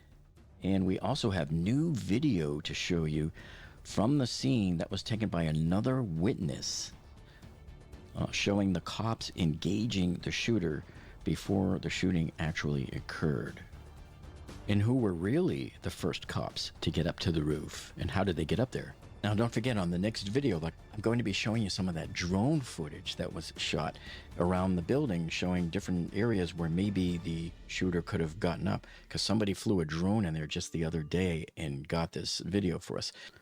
All right, so this is a major paradigm shift right here, because this changes the timeline significantly. So this is a text message from one of the officers upstairs in that building whose shift had ended, and he was getting in his car and leaving in the parking lot. We thought that the shooter was first noticed at 5:15, but it looks like the cops spotted him up here. You can see at 4:26 p.m. So this is at least 90 minutes or more before the shooting. And he says here, someone followed our lead and snuck in and parked by our cars, just so you know. And he says, I'm just letting you know because you see me go out with my rifle and put it in my car, so he knows you guys are up there. He's sitting to the direct right on a picnic table about 50 yards from the exit. Ooh. Man, do you realize what the implications of this are? Because previously, the cops had told us that they had just found out about him only an hour before the shooting. But now, this changes the timeline, because now we're talking 90 minutes or so before the shooting is when they first noticed him. So this is a screenshot off the officer's phone who sent out that first group message at 5:38 after they actually got a picture of this guy sitting on the wall down below on the ground floor, like right below the window where they were stationed at on that 2-story building. And so at 5:38, he sent the message, and then at 5:40, somebody said to him, call it into command and have a uniform check it out. Okay, so if we're looking at the back side of the AGR complex back over here, the cops were all parked here. They were stationed in this building, and they would probably come out the door right here on the one-story section. Okay, so what the officer was talking about is they probably came out this door right here, door number 8, building 3, and he looked over and saw the guy sitting here. Now, it could have been at this table. I don't know if this is 50 yards away. He said that he saw the shooter sitting there by this picnic table, and so he was alerting the guys at this time. So this shows the new timestamp of when he was first discovered to be 4:26 p.m. Now, I want to show you this awesome exclusive video that ABC put out this morning on Good Morning America, and I'll put that link down below for you so you can watch the entire video. I'm just showing you an excerpt, but they interviewed some of the SWAT guys, the local SWAT guys that were there on scene, especially the guy that took the photograph, and they're giving their story on what happened. I remember standing in the parking lot talking to one of the guys, and so we just became part of history, and not in a good way. Wandering around, it just seemed out of place. Greg Nichols snapped these photos of the shooter. We had a text group between the local snipers that were on scene. I had sent those pictures out to that group and advised them of what I noticed and what I'd seen. What do you think is... I assumed that there would be somebody coming out to, speak with this individual or, find out what's going on. So how do you know if Greg's concerns about crooks are being relayed properly? We don't. We have to assume that when he put that information out to command, that command took that information and did something with it. And now, somehow, the Secret Service guys that were protecting Trump claim they never even got word of this. Like, they never heard about it at all. We were supposed to get a face-to-face briefing with the Secret Service snipers whenever they arrived, and that never happened. So I think that was probably a pivotal point where I started thinking things were wrong, because that never happened, and we had no communication with the Secret Service. You had no communication with the Secret Service at all on that Saturday? No, not until after the shooting, I believe. Yeah. And by then? It was too late. The attack, but accepts its share of failure. I think we all failed that day. How so? Life was lost. Yeah. People died. Now, this video I'm about to show you from Dave Stewart, he was another witness that was there. This is a brand new video that we haven't seen before, but it's the best video so far because it actually shows all of the cops engaging with the shooter, trying to get him cornered in, trying to figure out where he is, and they're trying to look for him. So check this out. This new incredible fire torch lighter will burn through literally anything. It will give you fire, no matter what Mother Nature throws at you. This Okay, so Dave's video starts off right here. There's this guy in the blue jeans here, and I don't know if that's a gray shirt. Yeah. He's kicking people off the property. This is an hour or so before the shooting. So I don't know if he's a security guard or an employee there, but he's basically going around telling all of these people that they are trespassing and they need to get off of the property. So this right here is the AGR Glass Company's property. And so they could be on the other side of the fence, but not on this side. So he's making all of these people leave at this point. So this is 5:02. This is about 12 minutes before the cops spot the shooter for the first time over here off to the right, which you can't see it. So here we are again at 5:10 on the other side of the guy, and the guy is talking to all of these people, telling them they have to leave. And he had to remove the audio at this point. And I've had this happen to me before too. Like when I've been at Home Depot, sometimes songs playing in the background will trigger YouTube's copyright algorithm and it demonetizes your video. It's a real pain in the butt when that happens. So I feel for him. And then right here, so there's a cop arriving on the other side of the fence. So there's where the show is. There's the barn where the Secret Service agents are going to be set up with as snipers. And I don't know why his video is just so unbelievably shaky. I'm going to have to do a training session for all of you guys to show you the proper way to shoot video so that you don't get this. But cop's getting out of the car, and I guess he's going to be talking to that guy right there. There's the gray shirt guy who has something to do with the property here and asking everybody to leave. And if you look closely right here, the Secret Service snipers are setting up over here. I'm going to see if they show them. It's bouncing around a lot, but you can sort of see them. See, there's one guy here and the other one's over here. So they're setting up over there. This is an hour before. Okay, so I didn't show you all of it. And now he fast forwards to 6:10 p.m. So this, I believe, is incorrect. His timestamp here that he's at right here that he says is 6:10 until the time that the shots ring out is going to be 2 more minutes. So I'm thinking this is really around either 6:08 or provided that it was continuous recording. So right here, you can already see one cop here walking. You can see people over here that appear to be filming or engaged in this direction when Trump is actually already talking at this point. Remember, Trump took the stage at like 6:02 or 6:03, and it's now 6:08 or 6:09. Okay, so there's the cop walking there. And you can see now there's a trooper here with his gun drawn. So there's actually a number of cops over here right now looking for this guy actively. This right here is an unmarked vehicle cop that just arrived up on the scene. So you're getting a lot of cops that are starting to pour in right now. And plus, I believe this one was already parked there. These here look like police cars as well. There's cops surrounding this whole entire building right now.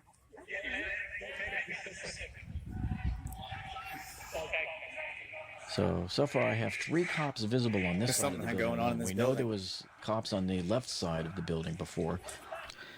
Now, as you look here in the next few seconds, you're going to see that trooper get up on top of the picnic table there in order to get a view. Gathering on the left that are watching the cops, because you're starting to see cops arriving from everywhere. There's another cop way in the background. Hey, let me go back. Somebody in this building. See, there's another cop right here that's arrived. So you're starting to see them descending like crazy into the area now. And it's not easy because we have millions and millions of people that have to be here. Dangerous people, criminals. And they can't see anything. They're backing up. They're trying to find him. So he hasn't stuck his head up over the roof. So now all of these people are running over there to get a view. And let me pause it right there. There's the trooper on top of the picnic table trying to get a view.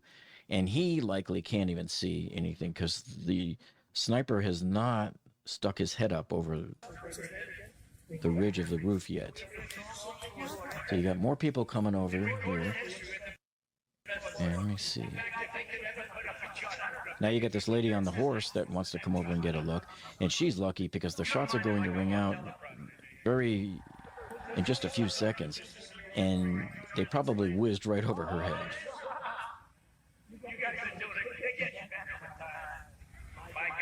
Take a look at that joint. Take a look at the arrow at the bottom. See the big red arrow. Right? See, so this crowd of people here, these are the ones that you saw in all of the other videos behind the 2 trees that were looking this way. Some of these people are starting to sense that something's going on, and more of them are starting to walk over this way towards the camera to the right here. And then you got this couple over here. The cops are going to yell at them to get out of there. And you got this lady here. I would like to see her cell phone and what she got, what kind of video she might have gotten, and what kind of video this guy got, and whether this lady on the horse, whether she got any kind of video, because they're both facing directly at where the shooter would be on the roof. And then over here, you got this other crowd of people that are kind of all starting to turn their heads and wondering what's going on now. So right here, this cop is, I think he was yelling at her to get out of here, and she's going to turn around and hightail it to the right. Yeah, she's running now. You're going to hear he's got a gun any second now. Make yourself small, bro. I don't know what's going on.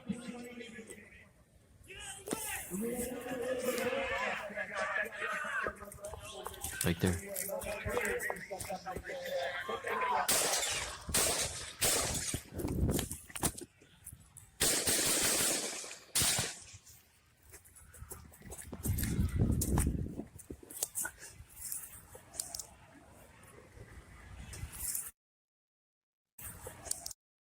He's just so bouncing it.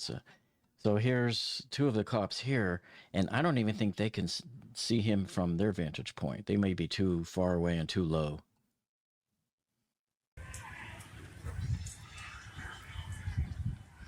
So most of the video is just bouncing. There's really not much you can get out of this part of it. But you can't see anything up on the roof. So by this point, they're probably just now lifting Trump off of the stage. And you're going to start to see some undercover guys in shorts with guns coming around the corner of the building off to the left. Get down, guys. Get down. Yeah, just get down. Get behind this tree with me. Get behind this tree. Get behind this tree, guys. No. I'm just safe back here. Here. That dude off. Did they pick him off? I saw a big poop of hair go up the head. Yeah. I love that, man. Did you hear what he said? I saw a big poop of hair go up. Oh, I wish I could have been there to see that one. Big poop of hair. Like a headshot. Kill confirmed, he said. He said kill confirmed? He said kill confirmed. The cop just told these guys that the guy has been killed. And so here comes this is an undercover cop with shorts, and I think he's wearing a helmet. And he's got a gun, and he's walking by. He's checking all of the windows as he walks by. There's a second one behind him.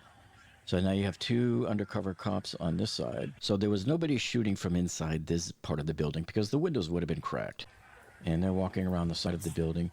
And by this time, you're going to start seeing cops everywhere. So there was actually a good handful of cops trying to engage this guy a couple of minutes before the shooting. So let me take a look here. You got 1, 2, 3, 4, 5, 6, 7, 8, 9, 10 at least that I can count in this blurry screen here.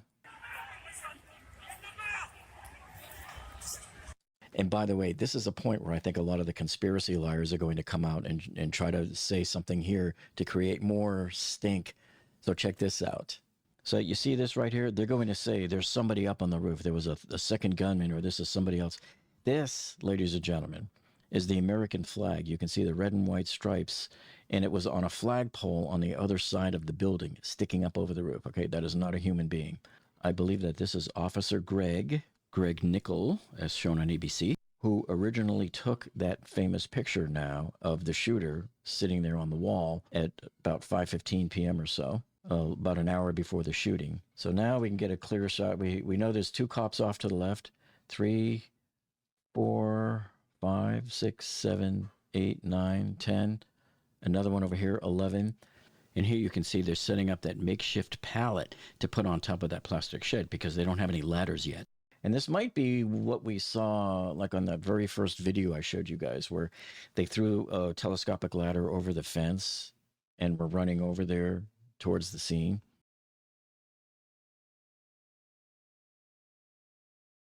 He was on the roof there in case the gunman tries to come back over this way. So as we saw a minute ago, they were lifting that pallet up there, and you got one officer on there, a sniper officer it looks like, and he is likely the very first officer to get up to the roof at this point.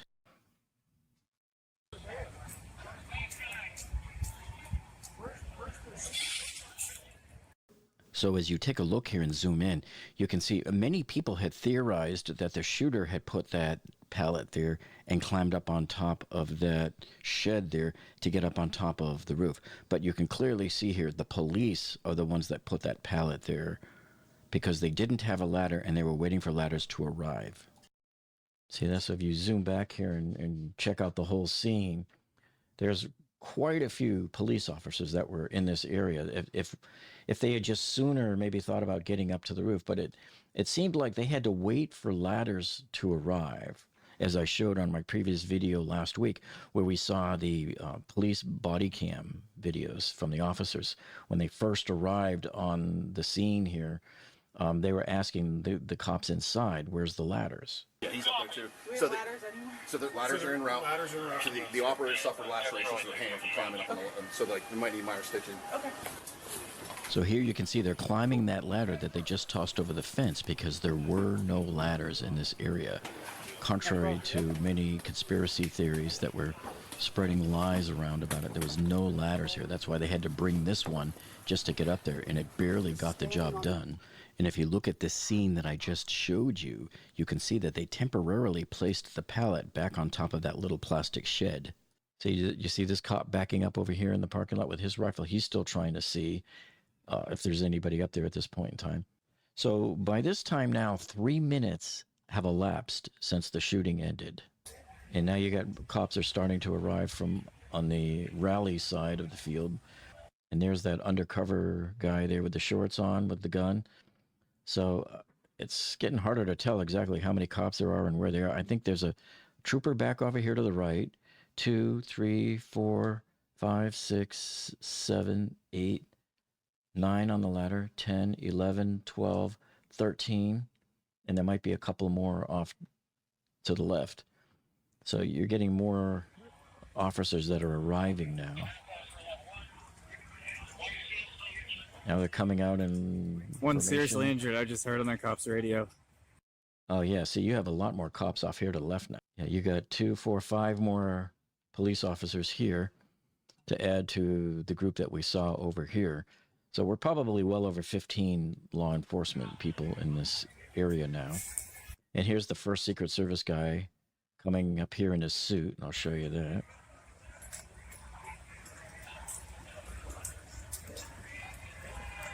So you have a lot more police officers running over from the other side. I think they had to crash their own fence on the other end of the secured section by the rally way back over here. Remember I showed you they had to crash it with the cop car? Because you really can't climb over these fences because there's no bar on the top. You're on a fool's errand trying to climb a fence like this. And especially like these guys with their gear, they can't even get through. And you got this couple here is trying to help them open the fence, that gate there. So the cop is... Here, pal. Are you law enforcement? You are? The cop is yelling, if you're not law enforcement, get out of here. Sorry. Yeah, sorry. Get your name? Yeah, for sure. I got you, bro. Was just wanting to get his ID. So he thought he thought the agent wanted to take his phone, so he locked his screen, but the Secret Service agent only wanted a picture of his ID. And then the agent ran towards the building, and he did 6 more minutes of footage, which I don't know where that is. But as you can see here, his phone was snatched by a state trooper, and he was arrested and handcuffed. And I thought I saw somewhere else, he said the FBI took his phone, and he got it back on the 19th. I forget where I saw it, but I thought he had mentioned it somewhere that got it back on the 19th. So anyway, he posted this video yesterday. So again, just like all of the other great videos I find here, I will post a link to it in the video description below for you. Make sure you go check it out. Hey, support him too, right? Give him some likes. Let him make a few bucks off of this. I mean, after all, this video that he shot here gave us much more valuable information than anything we got from the FBI and the Secret Service testimony at Congress combined. Now, don't forget, on the next video, like I promised earlier, I'm going to be showing you some of that drone footage that was shot around the building, showing different areas where maybe the shooter could have gotten up, because somebody flew a drone in there just the other day and got this video for us. So in the meantime, while you're waiting for that one, make sure you check out these other 2 videos that I've uploaded over the last couple of days here. These are the fresh new videos for you to check out. If you haven't been here on this channel, you want to binge watch those. So thanks for tuning in, and we'll see you on the next one. This is the little secret of adult film actors. Last Friday, I went out with a man who is older than me. According to his driver's license, he was... We have some more awesome drone video that was shot by Spa Guy, and I've showed you his videos before. I'll put a link to it down in the video description for you below so you can see the full video. But I just want to show you some of the excerpts here that might shed some light on where the Trump shooter might have gotten up to the roof. So this is the likely path that the Trump shooter entered into the American Glass Research Complex on his bike. So Spa Guy took his drone right up this path here, and we're going to see as we come around the bend up there into the main part of this front parking lot, that's the tree you see on the left there where he put the arrow. That's where the bicycle had been parked, and that's where the police took the picture of it when they came outside the building there. And if you notice, if you look in the background there, right by the 2 double doors, the red doors, there's another picnic table. And this actually might be the picnic table that they were talking about where they spotted the shooter. Because if you remember in last night's video, I showed you a couple of possible locations around the backside of the complex where I thought that could be it. But we didn't know that there was this picnic table here. About that more in a bit when we show you the Butler County's after shooting report from the police. Okay, so the fairgrounds is over here on the right. When you enter off the main road right here, you come in here, and I think you can only get as far as the parking lot. And this is, remember, this is from last November 2023, but this is the tree right here where his bike was parked.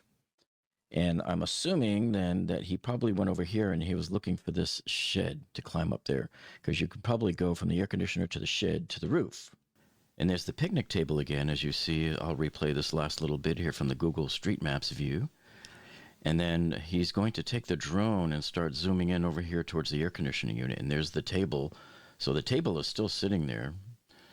And as we approach, and he's getting closer with the drone here, this to me looks like the easiest, most likely spot to climb up to the roof, because all you have to do is step up here onto this air conditioning unit, put your foot up on the shed there, just hoist yourself up a little bit, and once you're on top of this shed, you could easily make the roof from there. Look, it's not that hard at all. Anybody with any kind of physical ability can easily make this happen. So let's come back down now here towards the street level. Let's just take a look at this overall scene and ask ourselves, does it look like we can easily get to the roof from here? And I think the answer is yes, very easily. Even a 70-year-old man, I wish the representative that was there last week would come and show us this, because I bet even he could do it. So now here you get on the roof, and you start walking along, or you can crawl, your choice. And he's crawling now towards the back parking lot where I originally thought the tables would have been. And now he comes right over here. This is the little walkway that comes over, and he's going to be in the fourth lane over from the center. See, 1, 2, 3, 4. And that's right there is where his head was. So he was probably 3 feet or so from the ridge when he was taken down. And his gun was about 3 or 4 cells over. And so this is the scene of where he got up. I think this makes the most sense, because it was very little effort to get over there. Right here, where his head probably would have been right here, about 3 or 4 feet from the ridge of the roof here. And remember, the ridge is elevated by probably at least 6 inches. So that provides you a little bit more buffer for being hidden from these guys over here, the snipers. And of course, the stage where Trump was would be right here. So now he's going to pan the drone around and look at the 2-story building over here, the famous building. I would expect a 2-story building. And again, let me just remind you, the shooter is way back over here to the right. So for these guys stationed in these rooms here to have seen him, they would have to really be at a very obtuse angle, with their heads sticking out the window to look all the way down here and see them. But as I maintain, there was nobody up here at the time, because even the reports from the local officer said that one of the police snipers had left the room here to go downstairs and look for him.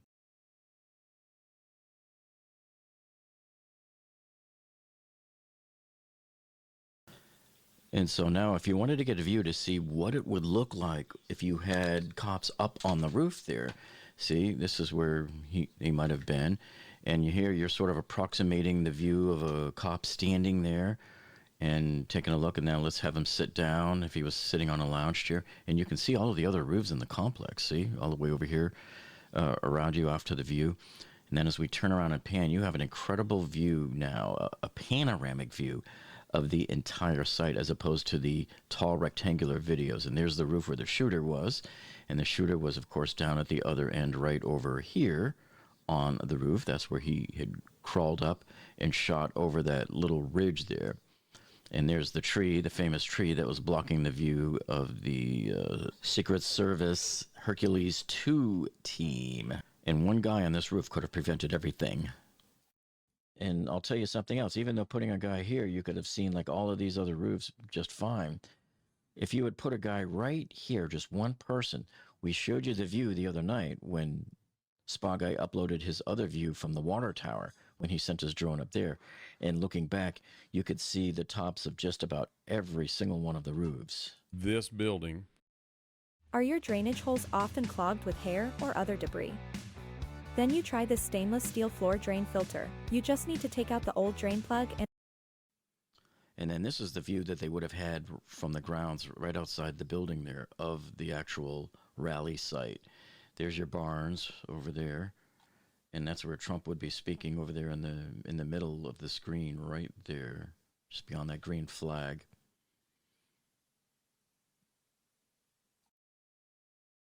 So this wall that you're going to see appearing on the left side right there, there's the edge of it. I wish he had shown more of this wall and the relationship to the window upstairs.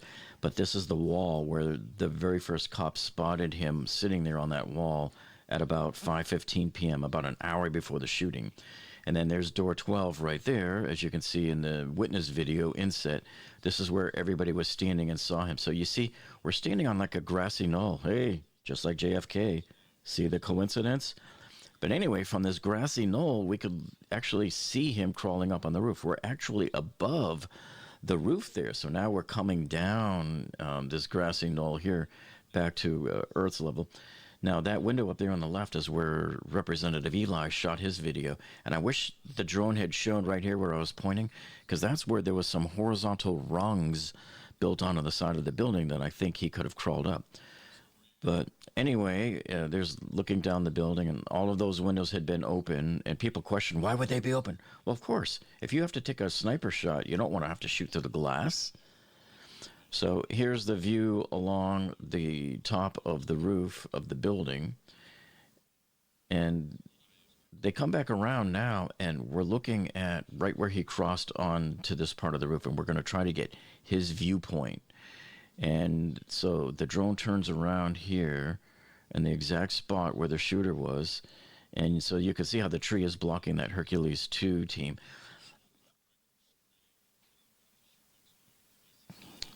And this is not entirely an accurate view, though, and I'll tell you why. Because it's up too high. I want to see the view from back here near the end. And I want to see, you know, so see here where he comes up, he shimmied up this section. I want to see, what does it look like from here? What's the view from here? What's the view from here? What is the view from here? All the way up to the peak. At what point here can the shooter look and see up there without being seen by the Secret Service snipers? So now the camera is going to pan back up, looking up the roof. If he had stood up, this is what it would look like. See, this camera is up too high. It's got the same sort of view, but if the elevation is up too high, this is where his head ended up right here.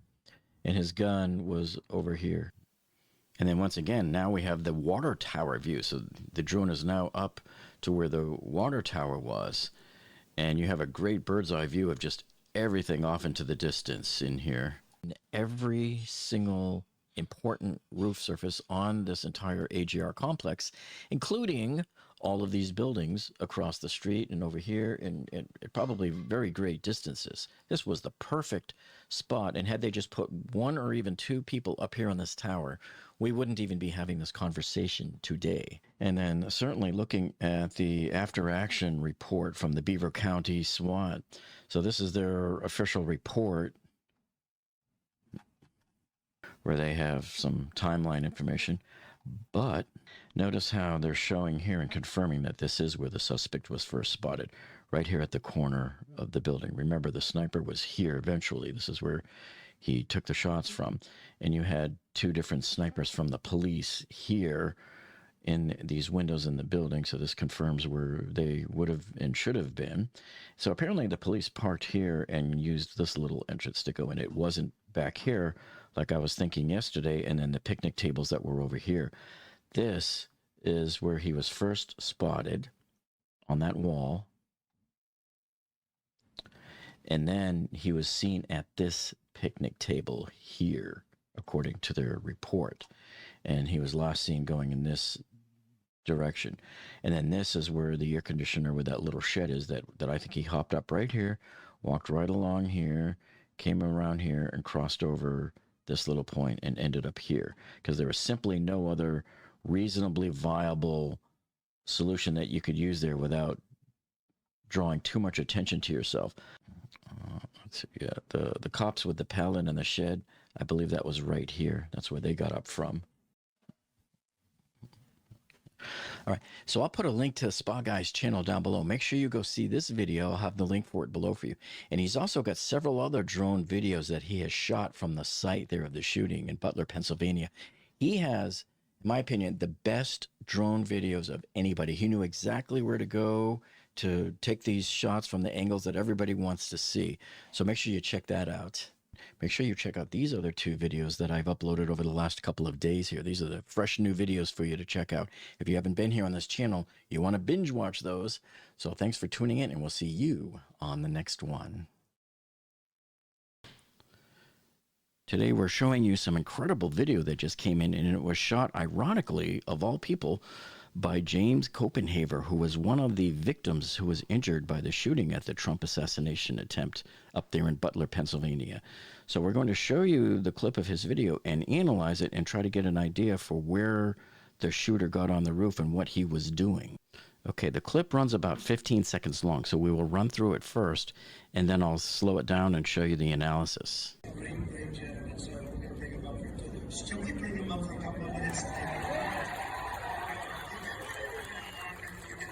There he is in the red circle. So what's going to happen here is he's going to be running for 3 seconds, and he's going to disappear behind the roof here, behind the ridge line, and then he'll reappear again. So let's run those 3 seconds, and then I'll stop it, and I'll show you. So watch the circle. 1, 2, 3. He disappeared right there. Now, if you look at the vantage point from where he disappeared, there's Trump's head, looking straight across to the second vent stack here, and then to the corner of this taller building that's in the back of the AGR complex. So just remember that line of sight there. We're going to lose him for, I believe, about 6 seconds or so. I think he'll pop back up at 9 seconds into the clip, so let's try it.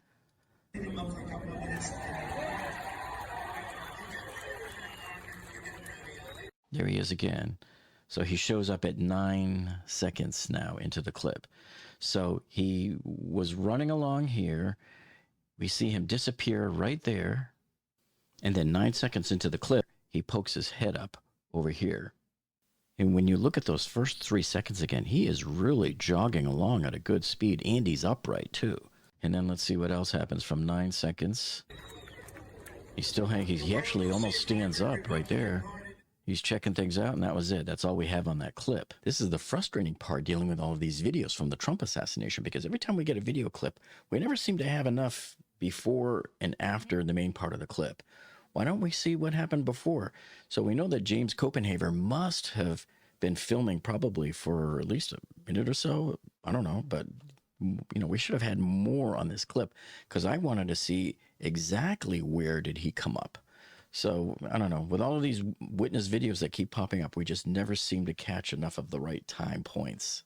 So I want to take a look at this overhead shot. I want to see where's the point that we saw him disappear. So you remember I showed you that viewpoint from the second vent stack right here, sticking up off of the building, and to the corner of that building in the back.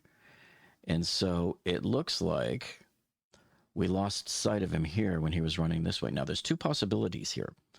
He either climbed up the air conditioner right here and up the rungs on the side of the building like I had originally hypothesized last week, and I will show you that clip in a second.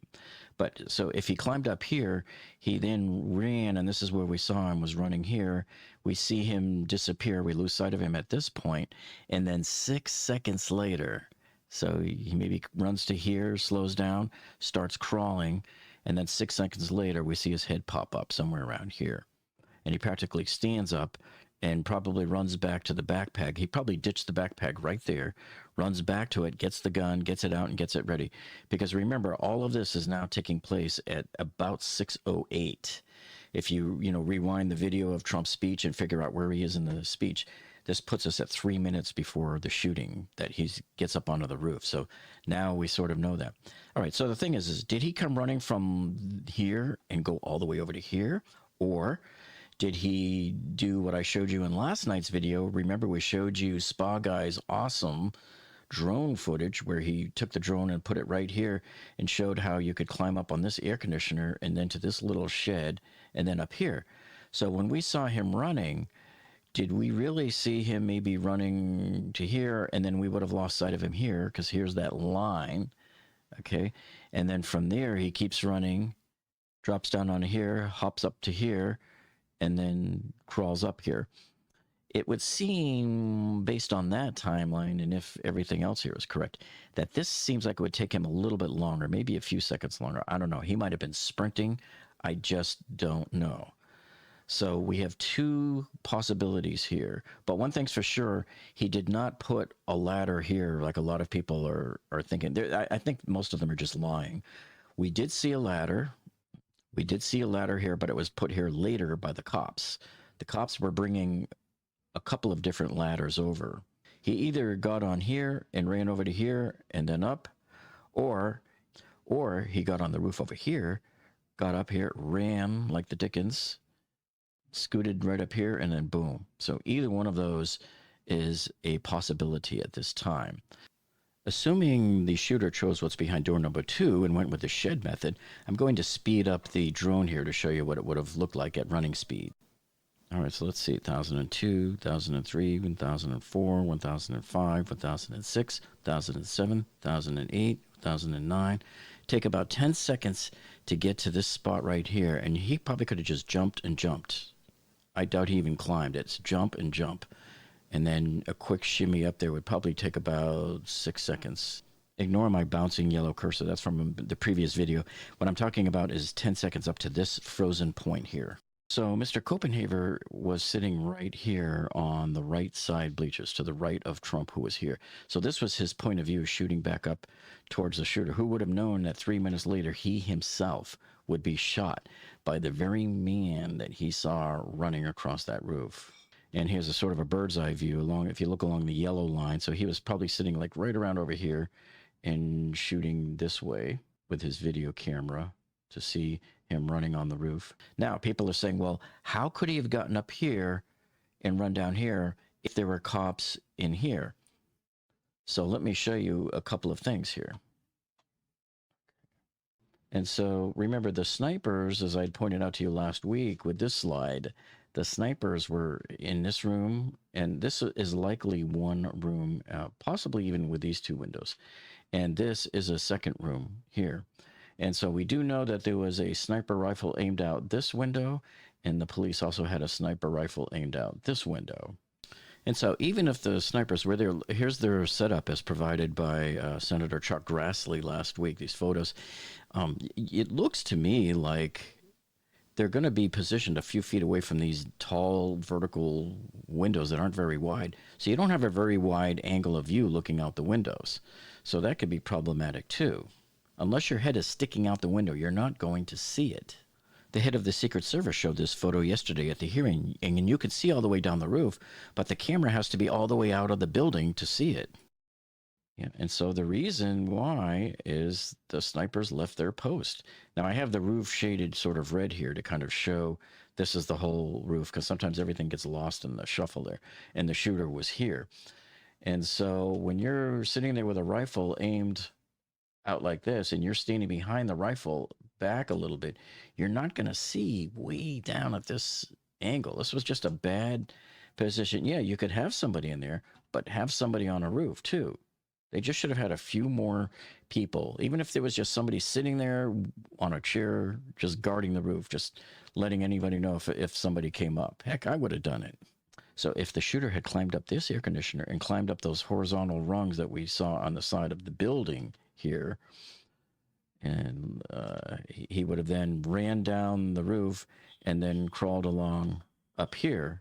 The reason why he didn't just climb up here and go here and stay on this end of the building is because he would be in visible sight of both of the Secret Service Hercules sniper teams. So I see, this is sort of approximate, but, the first team would have been here on the left barn, who was obstructed by the tree. And this is the team that actually shot him over here, the second team.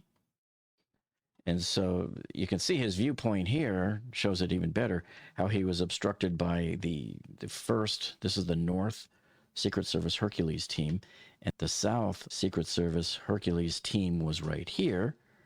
Okay, now if he had stayed over here, this is where we think he climbed up over here and then ran down here.